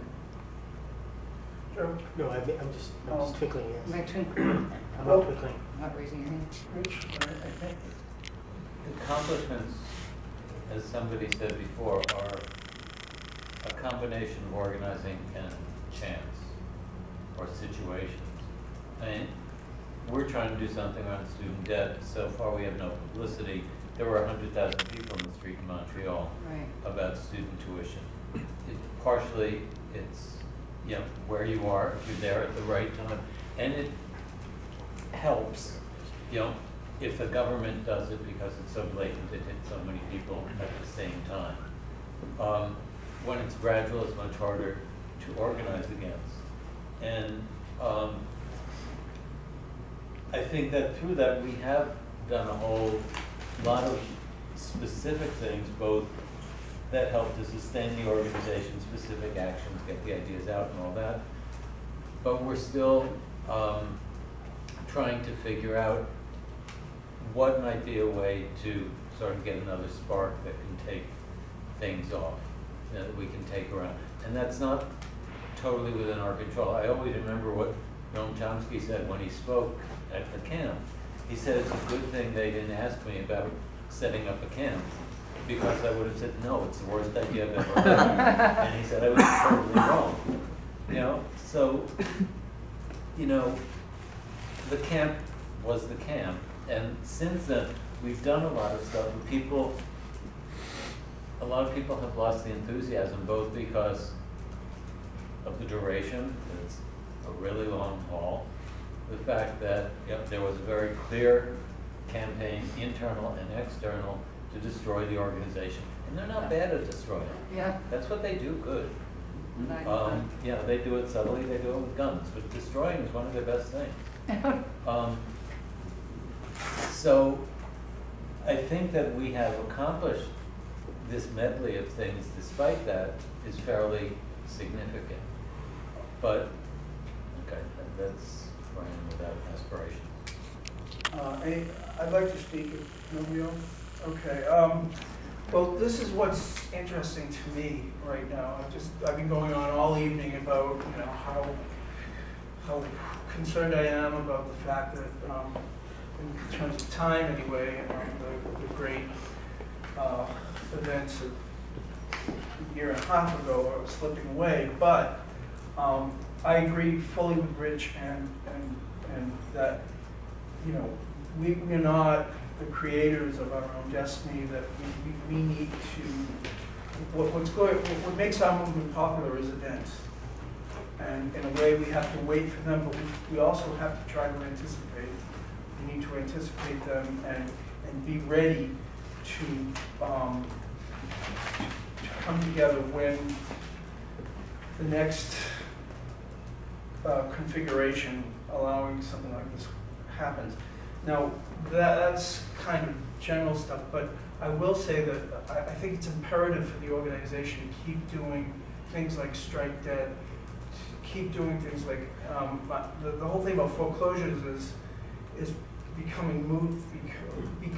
I'm not saying it is moot, but because the housing situation is changing, because so many of the banks, partially under pressure, are easing up on foreclosure activity, at least for the time being. But the thing is, when people know that we've been out there doing these things, the next time, and there will be a next time, events allow for something big, they'll recognize us and we'll continue to grow. But I do think that we need to try to anticipate. We need to try to see what's coming and to be out there for people to see almost before it happens. But all right, that's Carolyn. I think one of the things that's really important to me is that we see what we have as worth keeping going, and I see us as waiting to catch a wave, sort of in the spirit of what you're saying, that we need to have something in place that's going to allow us to take off. But, yeah, I just want to finish. No, he's not seeing her sometimes. No, thank you, Gina. That's helpful. I guess, I'm trying to remember what the other point was. I think that since the camp, we've had campaigns. And to the best of my memory, while we had the camp, we did not have sustained, organized campaigns on particular issues. We were much more focused on keeping the camp going, and the camp as sort of an alternative model community. So a lot of the bank action stuff, the Occupy Monsanto, Strike Debt, all of these things I think are forward-looking accomplishments where we're really sort of putting ourselves together in a sustained. So when Kendra said get more organized, that's part of what that means to me, is that we have ideas about how to develop something that's much bigger than a march here, a march there. I think a lot of us had march fatigue before the camp was even over. I know I did, and I've had, not Bill. Bill will never have march fatigue. Me either. Chant, march. But, I mean, I think that compared to meetings, I think one thing we can do is do things that aren't just a one-shot something. Even though I've liked a lot of the one-shot events that we've done many different. When I went back and looked, I couldn't believe how many small actions and things like that we'd actually participated in and been part of. But I think that we can try to take on larger things where we work together and build to something more powerful in the way that Strike Debt in New York has and that we're hoping to do here. So my real hope is that we'll do that. And I wanted to mention, just in the spirit of something which seems to me somewhat serendipity, that one big thing we accomplished, which did get a lot of publicity post-camp, was Bill's taking on the Pax Centurion. Pax Centurion. Yay. And, Go Boston Cops. For people, you might think, well, probably you should say 2 words about it rather than me, but I actually think that was something that other occupiers picked up on and that we did something kind of exciting about based on just a random initiative of Bill's, if I could put it as a random initiative of Bill's. And for is there a way you can explain that in 2 sentences that? Sure. One moment, I'll give you one.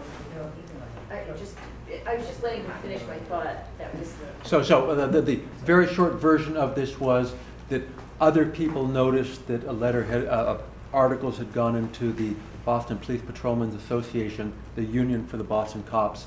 In their newsletter, they were saying just really nasty, shitty little stuff about us. And they also did a lot of, it was totally racist, but it wasn't quite officially racist stuff. They didn't actually say the N-word, but they sure tried.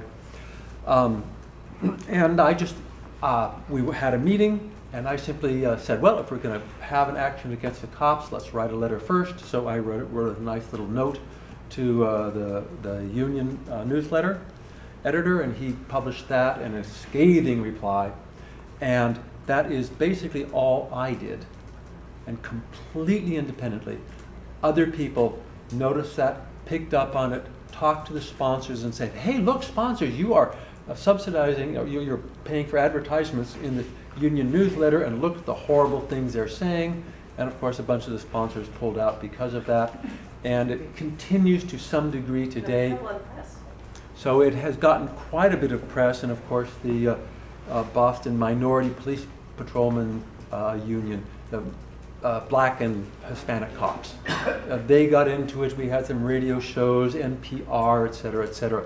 So that's basically it. And the thing that was so impressive was it was totally disparate people doing things simply because they saw. So I wrote a letter. I got invited to a couple of radio shows. Other people did the main work. Yeah, I just wanted to say that, again, as part of specifically accomplishments. So I'm from Detroit, and my parents were union organizers, so they were always involved in organizing and protest action. But for the most part, there was a mandate that we didn't march. You know, we organized and we did more actions and educated people and you know, just had collectors and whatnot. So I'm trying to. So they were involved in the shutting down the Dodge plant because the unions were segregated and weren't allowing, you know, black auto workers union representation.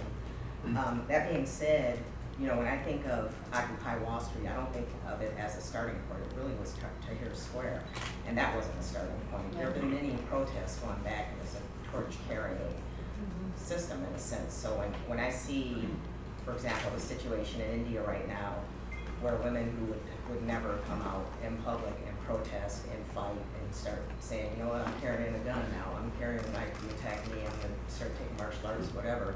There's a continuum where people are saying, I'm going to stand up for myself, and I'm going to advocate for myself, and I'm going to fight for justice for my community or my demographic or whatever, and I'm not going to be stepped on anymore. And you know, that to me is the accomplishment, to see that it carries forward, and that, you know, I don't know if you guys saw that this past week, this Harlem Shake phenomenon has hit Egypt, and they locked a bunch of them up because it was like not, it was haram to be doing a Harlem Shake, which I'm sure it is. So they all, it's this crazy new dance phase that's taking over the world apparently.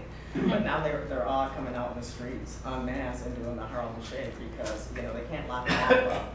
And that to me is carrying further the continuum of people saying, you know, you cannot change your spirits, you know, I mean, and that's you know, that's pretty much how I see it.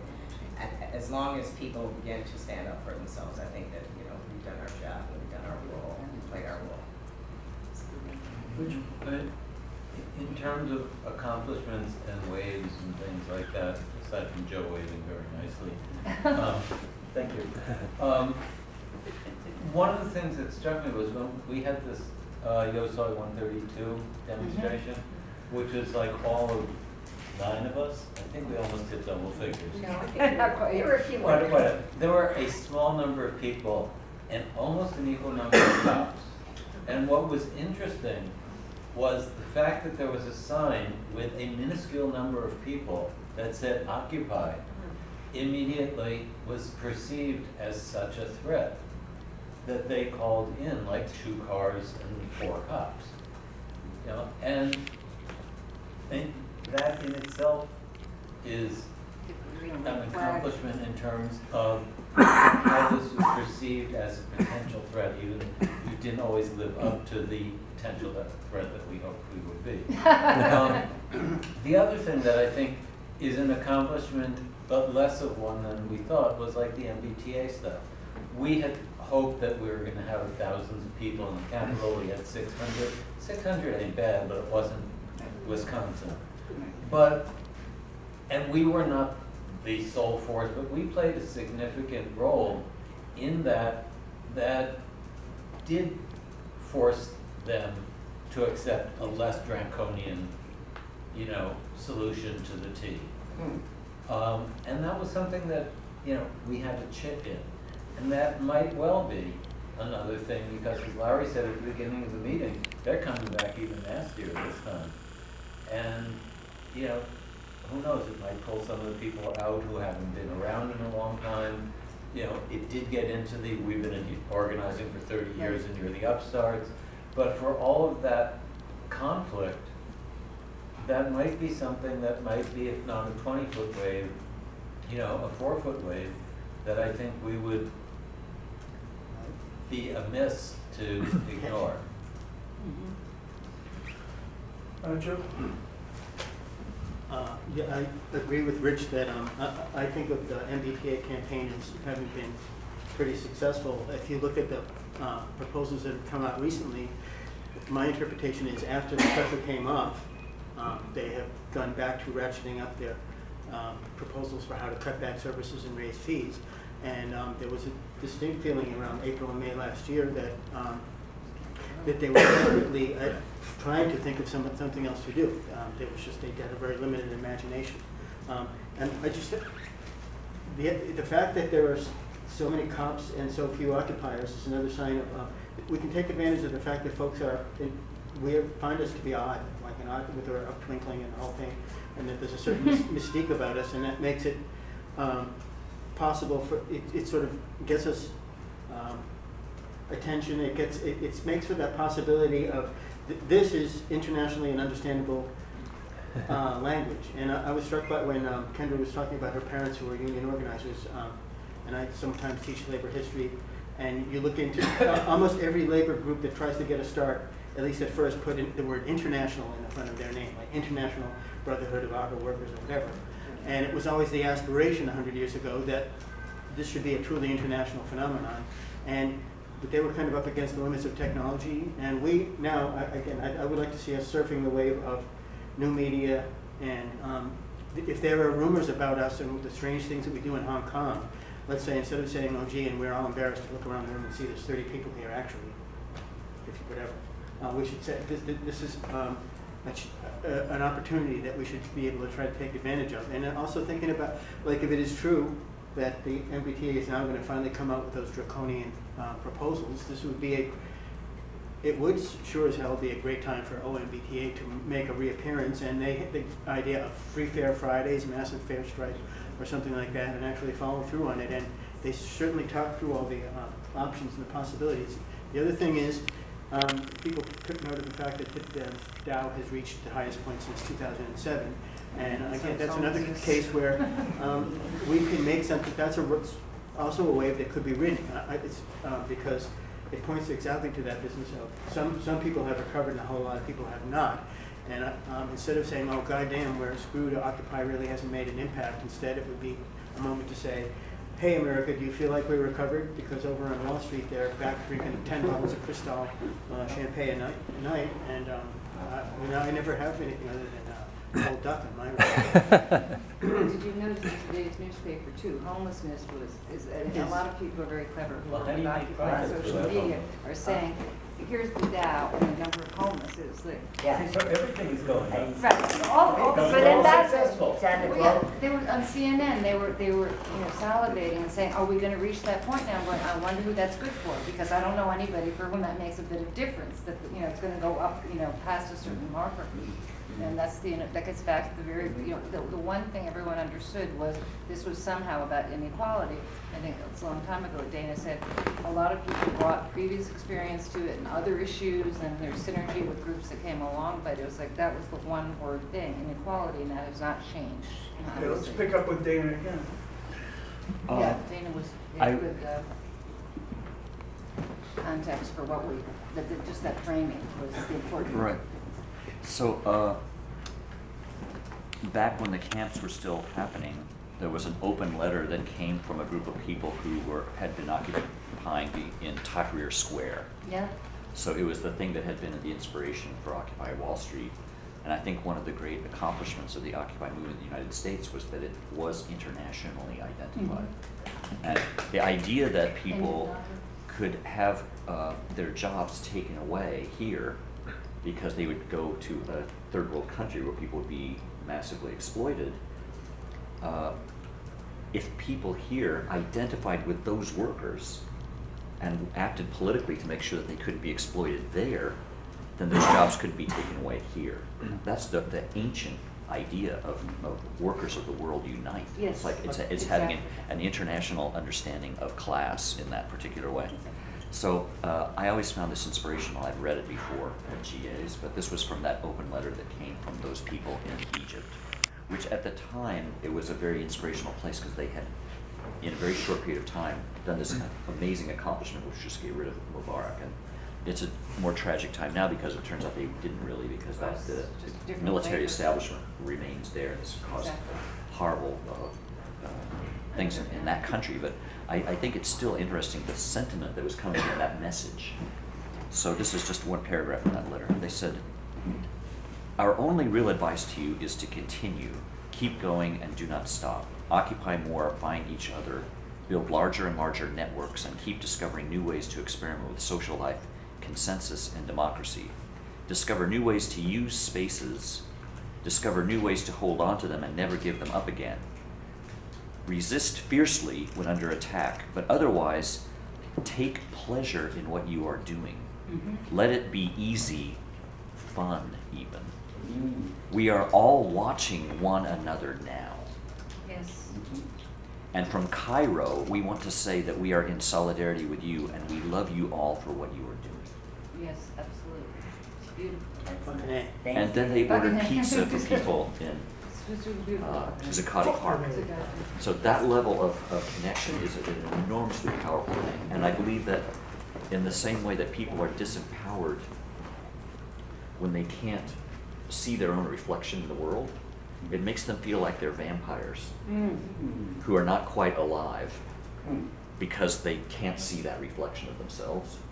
And I think that it's important for us to understand that even though a concerted effort has been made by capitalist media to make everyone feel like that's over, that was a little spark, it was a little diluted moment, and now that's all gone away, that connection across the world internationally, acknowledging that the same actors are oppressing everyone in the planet, is toothpaste that I don't think is gone back into the tube, even though it's been carefully obscured and then erased from vision in corporate, from the corporate media stage. It's the toothpaste is still there. Yes, this is not nearly as beautiful as the statement Dana just read, which I think everyone should probably have tattooed to their chest. But most people here would probably have received from me, depending on which mailing list you're on, a forward about the death of, I believe, my French is not great, but Stefan Hess, who wrote the booklet, We Are All Outraged. Sometimes I say to people about Occupy, just call us indignados, which would be the Spanish. This was indigné because it was the French, but this gentleman just died a few days ago and was acknowledged in one of the mailings I routinely bother this group with, out of the people who planned the occupation of Washington, D.C. long before Adbusters even came out with the Wall Street numbers. They planned it. There were many forerunners to the actual Wall Street thing. And so in summarizing, this man saying, here was a book that, it's sort of like Chairman Mao's little book that a lot of people in Egypt, in Tunisia, whatever they were, and Occupy Wall Street were carrying this little book, We Are Outraged. there was also in that mailing a summary of things people are outraged about and what they are doing about them, largely concentrated on United States actions, but also on the international. And I think that's one of what Dana said is so much more poetic, but it gets to the same thing. This is some universal feeling. One of the reasons that the occupation of DC was planned in spring of 2011 was we're looking now at how many, you know, it's the sequestration thing, but in October 2011, the federal austerity budget, the first one, went into effect. And that affected transit fares, and that affected social services and education. Now we're that many more steps from there. That was also the 5 billionth, you know, anniversary of the war, the October protest march. Then people joined in. And I've been involved in a lot of these different groups. For me, when Occupy started, it was this context where there was synergy, that suddenly the people who are anti-war and the people who are pro-union and the people who were like all in one place. So there was this number and this wonderful feeling of strength. And then people who maybe wouldn't have done something before, given the scary Occupy group that brought on the cops, we would be marching since, Bill was also at the Occupy National Gathering in Philadelphia, and we did a lot of labor marches where there would be union guys there with the microphones. They said, we've never heard this mic check thing, but we like it. And so it was affecting the way that they, you know, they said, we didn't know we could do this. We didn't know we could go storm the CEO headquarters and yell at them, but we like it. Now, if you have march fatigue, maybe you don't want to do that so much, but it's just one of all these interconnected things. And I think each of us, we want to talk about accomplishments. I thought if I brought my calendar for the last 2 years, the number of different things that each of us did, we would have huge lists of things that did get accomplished that made us feel really great at the time, but then the next day you're doing something else and you're tired, you don't remember them all. But I think the international nature of it and that whole, I think the people in DC tend to speak of the movement, and in the context of we're outraged, it's a resist and protest movement. People are resisting. There's a huge amount of civil resistance going on, but no one is, as you all know, there have been a lot of protests in DC for years, and it's not on TV. They're just, you may not know what's happening, you know, with the Chinese may be blocking things, but our own media, CNN, is not going to tell you, you know, what happened, unless, sorry? There was actions all week last week. There was about 40,000 people for climate change. Yes, the climate change finally got covered one day. There were arrests about a week before. Yeah, but there were about 7 days of finally. protests, and there was like the couple actions about a little bit. But there have been people I know, some of the people who are involved in planning the DC occupation, have been going to DC and getting arrested in bunches of 200 for years with no coverage. And so the climate stuff seems to finally get attention, but 20 people arrested at Wells Fargo this week. Really? Yes, 100 people were arrested in Air Force Base protesting drones this week. I mean, the number of, these are all sort of related to Occupy, you know, actions, but if you start adding them up, you know, this is in Minnesota, and that's in Connecticut, and that's in DC, and that's in Oklahoma, you know, what we're hearing about is such a fraction. But that was huge on Twitter when people are in DC. That was huge. But I'm thinking at the same time, no one was hearing about the high-profile people like John Right. Brennan. He's finally acknowledged he was some of these things are more media friendly than program others. even existed. That was The White House press Do we secretary. have a clarification? Sorry, yeah, I'm wondering. No, I just wanted to say that I'm not tired of all marches. No, I thought it was funny, that's all. I was tired of the ones that went and wandered around the old fighting spot and then went back and didn't have any particular purpose and weren't yelling at anyone in particular. Those were the ones I've been marching for many years, but there were a whole lot of them that went to downtown Crossing and back. Yes. No, there are a couple of those streets that, boy, if we ever see them again. Yeah. But it's interesting because you talk, you know, we have some people here who come to meetings a lot, and there's some people who they go to working groups only, or they stick at the radio station, and it's like, sometimes you don't see them as much. Like Noah's still doing the shorts, even if I only run into him at E5. And there's some people who say, I would rather die than go to another meeting. And some people say, I'd rather, you know, it's like march, meet. And, you know, it's very interesting. Everyone has like a really different ability to you know, feel like their time, how's your time best used? And don't even mention those streets. I agree. As you know, my specialty is chanting. So as long as I can chant. One, we are the people. Two, we are united. Three, that this occupation is not leaving, etc. Okay, so Bobby, you wanted to say something then. I'd like to just interject Is everybody comfortable with this? Because I kind of get away, I get the feeling that we're getting away Yes. a little bit from our focus, Okay. our agreed focus on, basically on Let's how we're still. going to apply our energies in the future. That's a whole lot to put into one Yeah, meeting. that isn't. Yeah, I think that's This is a. Okay, a great, all right. you know, Not talk even- about. Everybody's okay with what we're doing now? Okay, Yeah. all right. Yeah, So Bobby, I then was so Raj. touched by the Truer statement. I just want to, I mean, I'm just glowing again. I think that, and I don't know if this is on what I'm supposed to do, you know. I feel as though Occupy created discourse in this country. People didn't know, quite couldn't get their finger on what was wrong. The shit was going on. People suffering, people losing their houses, or whatever. I mean, and people not quite being able to put their finger on it. I don't want my bitch taken. And Is that? especially today. So you're Oh, gorgeous. Yeah. She wants a payment. sick. Models are always like that. Look at her, she's feel gorgeous. good. She just wants. But she really doesn't want her picture. Yeah. I know. I don't think we She should. does. erase the ones Where's the that you got. bandana tonight? I Put do the not. bandana on. Okay. No, we're familiar with the rules. I'm sorry. He's being evil. No, no, Yeah. you're okay. Just keep I'm going. sure. Don't tag I'm me. sure Bill is not being evil. Anyway. He came from. Yeah, we never know. With Go on. Yeah. Anyways, I feel as though Occupy got us talking. It got people talking, discussing shit. And that in itself, because I find myself so frustrated. I hear people that like, well, what the fuck did Occupy, sorry, I'm saying that word, I'm trying to stop saying that word. We don't give a shit. It's, well, I do. I'm really working on it. But it's like, people will say, well, what did Occupy, what was it, just a camp of a bunch of homeless people?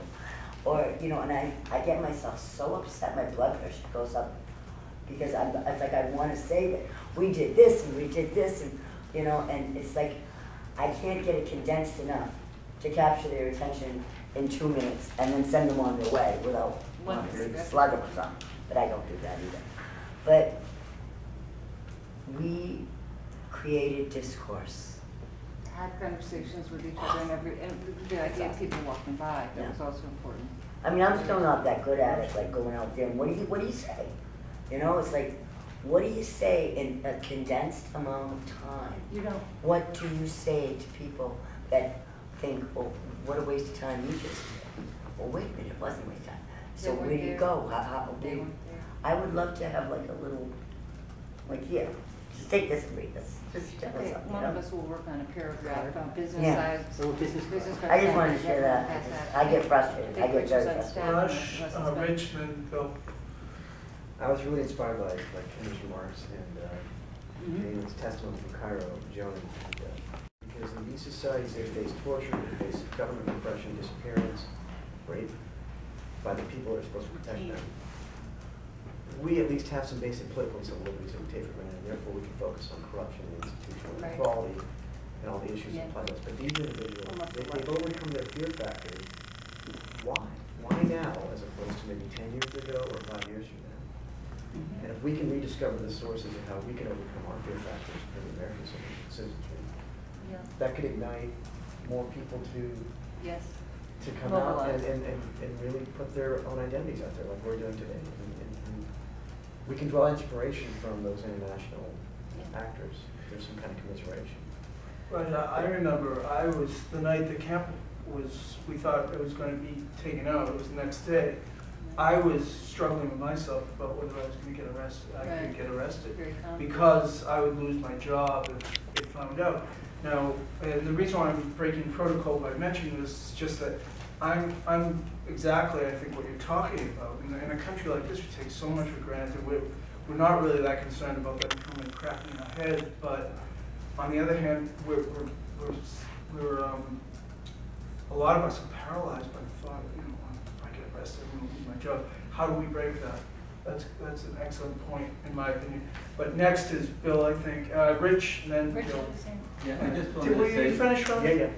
Say something somewhere on here that the ideas and accomplishment, and I may have said this to some of the people, but so I teach political science, and I have seen just a change in attitudes, totally anecdotally, in my students from the time Occupy started until now. The number of people who see the U.S. as a class or elite-based system rather than an egalitarian system has just totally flipped. It used to be 20% saw, you know, class or elite, and 80% saw this charming little place. And in the 3 semesters since then, very small sample, maybe a total of 100 people, it's now 80% who see it as a leader class. And nothing And you've said 20% directly see it as, you know, a nice little democratic place. Right. And the other thing that it's accomplished is curiosity. That people recognize the word occupy and want to know what it was about. And that's a curiosity that I can tell you 15 years before was not there. It was not there. And we still have to figure out what to do with it. But, and that's not just Boston, but these are people who were reached by the world media and by the Boston media. And some of them came once. A bunch of my students came to Occupy once or twice. And that's reverberated. They may not be active, but they have somewhat a change in their perspective. And I, you know, aspiration is to make that more of a change. But we did reach a lot of people who normally don't do this stuff at all. And some of them we reached directly, some of them we reached indirectly. So, I mean, I think just on the accomplishments of that, where to go next, that's one of the ones that we've had. It has reverberated with, you know, people who are in high school in the first, second year of college. Bill, you're next, and Carolyn, but Steve said tonight he'd never been on a march until, right? Yeah. I mean. But he hasn't we stopped got- since then. No, I haven't. So I mean. Tired. Yeah, He's really visible tired, proof of yeah. that, but Bill. He's exhausted. Okay, just because Joan mentioned it, and one of the, I don't know if it's an accomplishment, but one of the most beautiful things that I have felt within the Occupy movement has been some of our chanting and some of our singing. So when we were down at the national gathering, there would be 100 people, and there'd be, was that singing or chanting, that one that you just did? Well, when I do it, it's a chant. I think In a any lot of times case- people do, well, the union songs people do, that's a song, but that's a chant. I wondered if we might People just yell. take 30 seconds or a minute chant. just to do that one. Can you join me with it? One, We are the people. Two, we are united. Three, this occupation is not leaving. One, we are the people. Two, we are united. Three, this occupation is not leaving. One, we are the people. Two, we are united. Three, this occupation is not leaving. One, we are the people. Two, we are united. Three, this occupation is not leaving. I should say, we did that in No, that was NATO nice, as well. but- I Great, saw thank that you. 30 in seconds. Baltimore, we did that in New York, and I was lucky last year to be able to join a few other occupies, not as much as some people did, but this was one of the great unifiers. We talk about international. I haven't been to other cities. I haven't been to Tunisia. But if you go from city to the Occupy Wall Street people had a few chants we didn't do, but in general, I mean, how do you fix the deficit? All of these things, you know, wars and occupation. These things were really universal within the small, you know, Eastern Seaboard framework of where I went, and it's very unified. It's like someone you've never met is next to you, and they're saying the same chant, and you're friends immediately, the same way you were at camp. And that's something, the barriers aren't there because you've got something immediately in common. It's true. Excellent, yeah. Bill, are you done, or? Yep. Okay, Carolyn. I just want to remember, a bunch of us marched, including Steve, Right. in the Hum Parade. Yes. And with the wonderful Superman costumes that Julia October. and Dana made.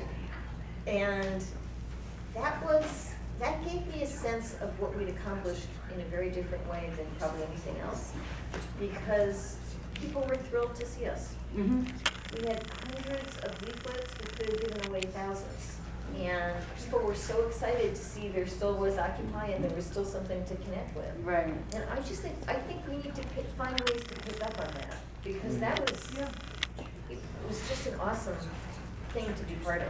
We had a really small presence on first night compared to last year. I mean, there's an annual anti-war march and you know, other related things.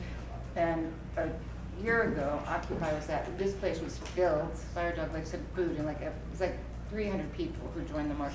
This year, maybe 10 people total, but I mean, I pulled out the old, I think I got it from Steve originally, the red and black Occupy Boston flag, one of our many banners. And people on the side of the street, Linda. That we can use and tap into. And on the business of, at that time, there was a suggestion from another occupier who's not here, who said we could have a project in lieu of having a camp, which we don't have anymore. He said, let's have a parade. And he said, maybe we should do it every week or maybe every other week. Yeah. And pick a place and pick a theme and invite other organizations to come in. And it would just be an opportunity for us to be visible and also to blow off some steam and, you know, and things like that. And the idea would be to get as many different groups of occupiers and other people in and sort of do that visibility thing.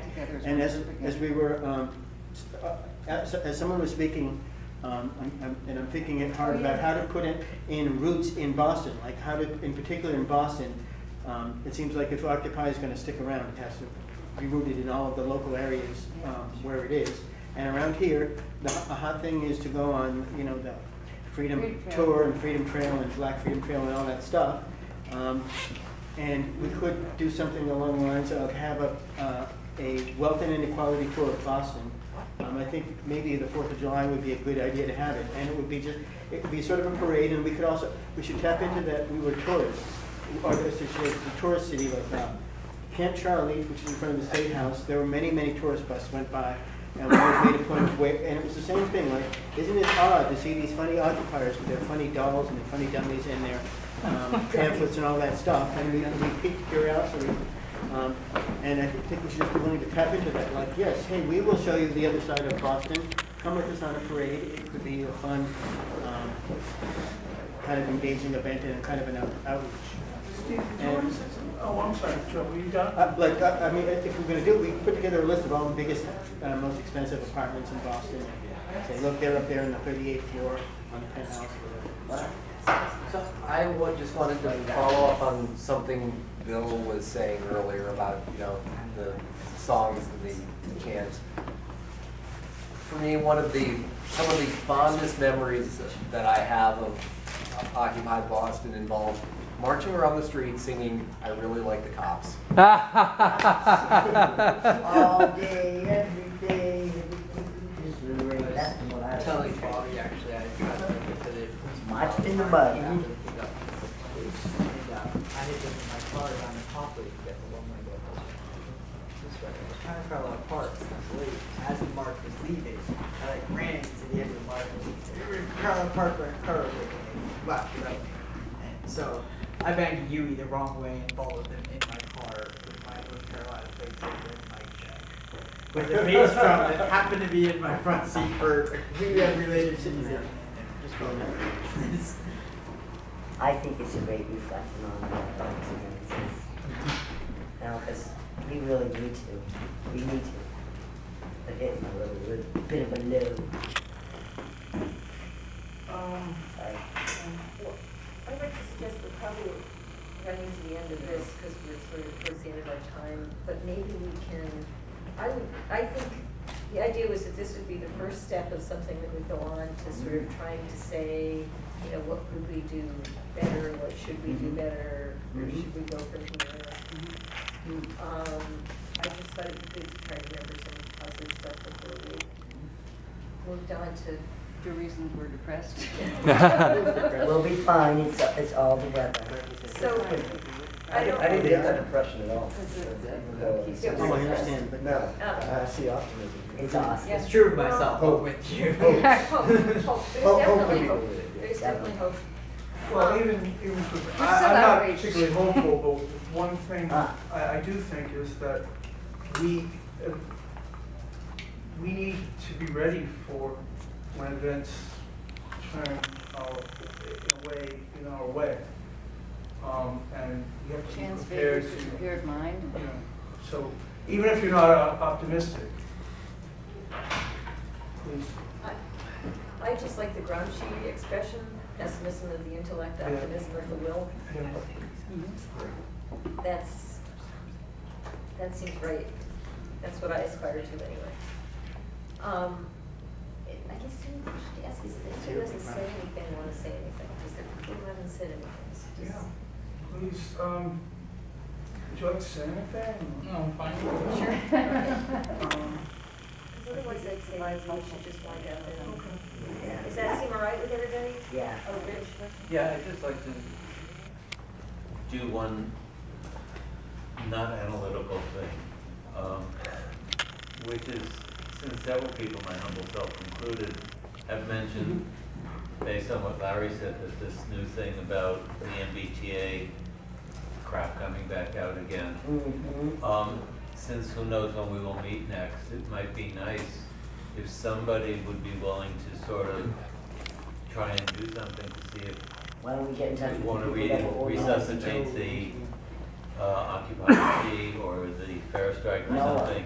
I'm on the fair strike list, I could try to, Noah. well, Joe, if you're in touch with Joe, I mean, they've been talking for months, they'll send things out to that whole Well, they know list. they're spraying down there again, I think that's No, what but I'm I'm saying. just saying, if somebody To wants to organize take responsibility for Right. saying, let's start an outreach so that if there is something that's going to happen through some of those groups, that we're linked to it. Right. And if not, that, you know, we may be able to play a role in sparking Research. that various coalition to be reactive. Like, 'cause I wanna know what the hell is. I know a little bit. I know Chris Storer a lot better, Okay. and I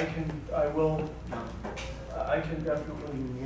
Noah would, I was Noah part would of that be. group, and that You were? person, yes, Noah. we got arrested. Yeah, I haven't seen. got a Noah lot in a of long It's time. Joe's In is now. August, I was part of I the. think Joe's, part of you in touch with Noah? Stay late Are together. you in touch with Noah? Not very, Oh, I thought you were. but I could definitely send an email to Joe Graham. Yeah. Can you do that, because I don't have his email? Yeah. And Chris was not as, Joe is my understanding is Joe Joe and was Noah. really the soul of Yeah. that. Yeah, Joe and Noah. Yeah, Joe and Noah. Co-leads. Yeah, he's the chairman. Let me give you the. Jonathan, you get that to What happened? We're done, right? Is that? Yeah, I guess if. Are we done? That was a great We done? idea for me. One more. We got one more. On one last note, there was a, one of the first things I was here for was about the false costs, and Bonnie was mentioned. Oh, yes, Yes, if you want, cots. you want to get them? I'll make it We real voted quick. to, we voted to give them to. You are gonna I'll give bring it it to to you. them? You Thank you. want? A homeless shelter, Lutheran, which is run by Harvard University, which of course I don't think everything Harvard does, Right. but I surely don't agree with the industry, like Pine Street and that kind of shit. I wouldn't give them shit, nothing. But we just already agreed we were gonna give them. We're gonna give them? Okay. Yeah. Can they be delivered? I'll deliver them. I mean, I'll pick them up and deliver them. You can get all them in that little car, yours? I think it's top tonight. I'll coordinate with you, Joe, if we need to get a truck or something. Wait, now, as Yeah, far I do as have the big, You got a yeah. big, it's you got a just- big vehicle. the bags, Is it the not a bags. big Because it goes all the way I up. need the somewhere. bags. I heard that there was discourse on cleaning out storage. So where does it The go? bags, the brand new bags, they're like bags with handles, those have a home. You mean like, They're, you Trash- you know what's in shopping there. bags? You know, yeah. oh, we got. The other million one of knows them. Yeah, everything. no, we do, and actually. Those we brought bags some can here. go, those bags can go to a place called On the Rise, which is a woman's day shelter, and dropped off because women always need bags to carry Oh. shit. Yes, They're, that's they're, true. I think they're actually And here. then I can go, We voted that too, I can right? talk to you Yeah. about the other things, Okay. because I really can't, I can't do everything. Okay, I can't do anything. No, I can't. We have so much. Yes. You're not in charge, I'm gonna die. you're not the leader. I spent 4 hours in the hospital today, telling the doctor how to treat somebody who was an alcoholic. But it wasn't for me, I was You were doing there someone to do else. something? Yeah, the doctor basically didn't do anything for him except told him not to drink. And blood pressure that was like through the roof. Well, so did that. But when I get That's like my day, I'm like, Okay. I'm tired. I'm sick. I think we're done This is up to officially. you, so if you, but you want to hear, Subway you walk. could, They actually have a sign up that says they that don't, it's range of biological agent. That, yeah, it's actually sign. Now, it's either that, I can.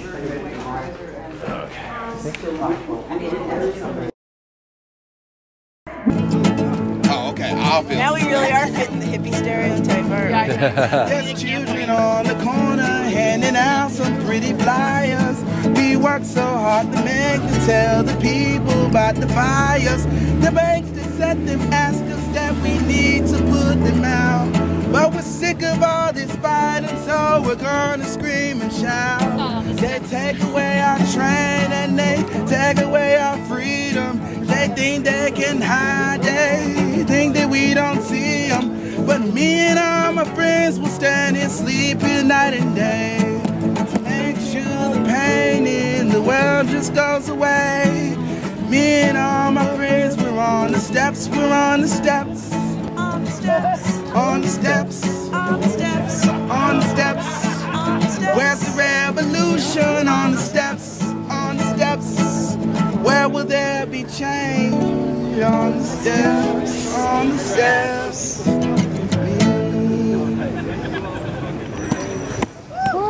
Woohoo!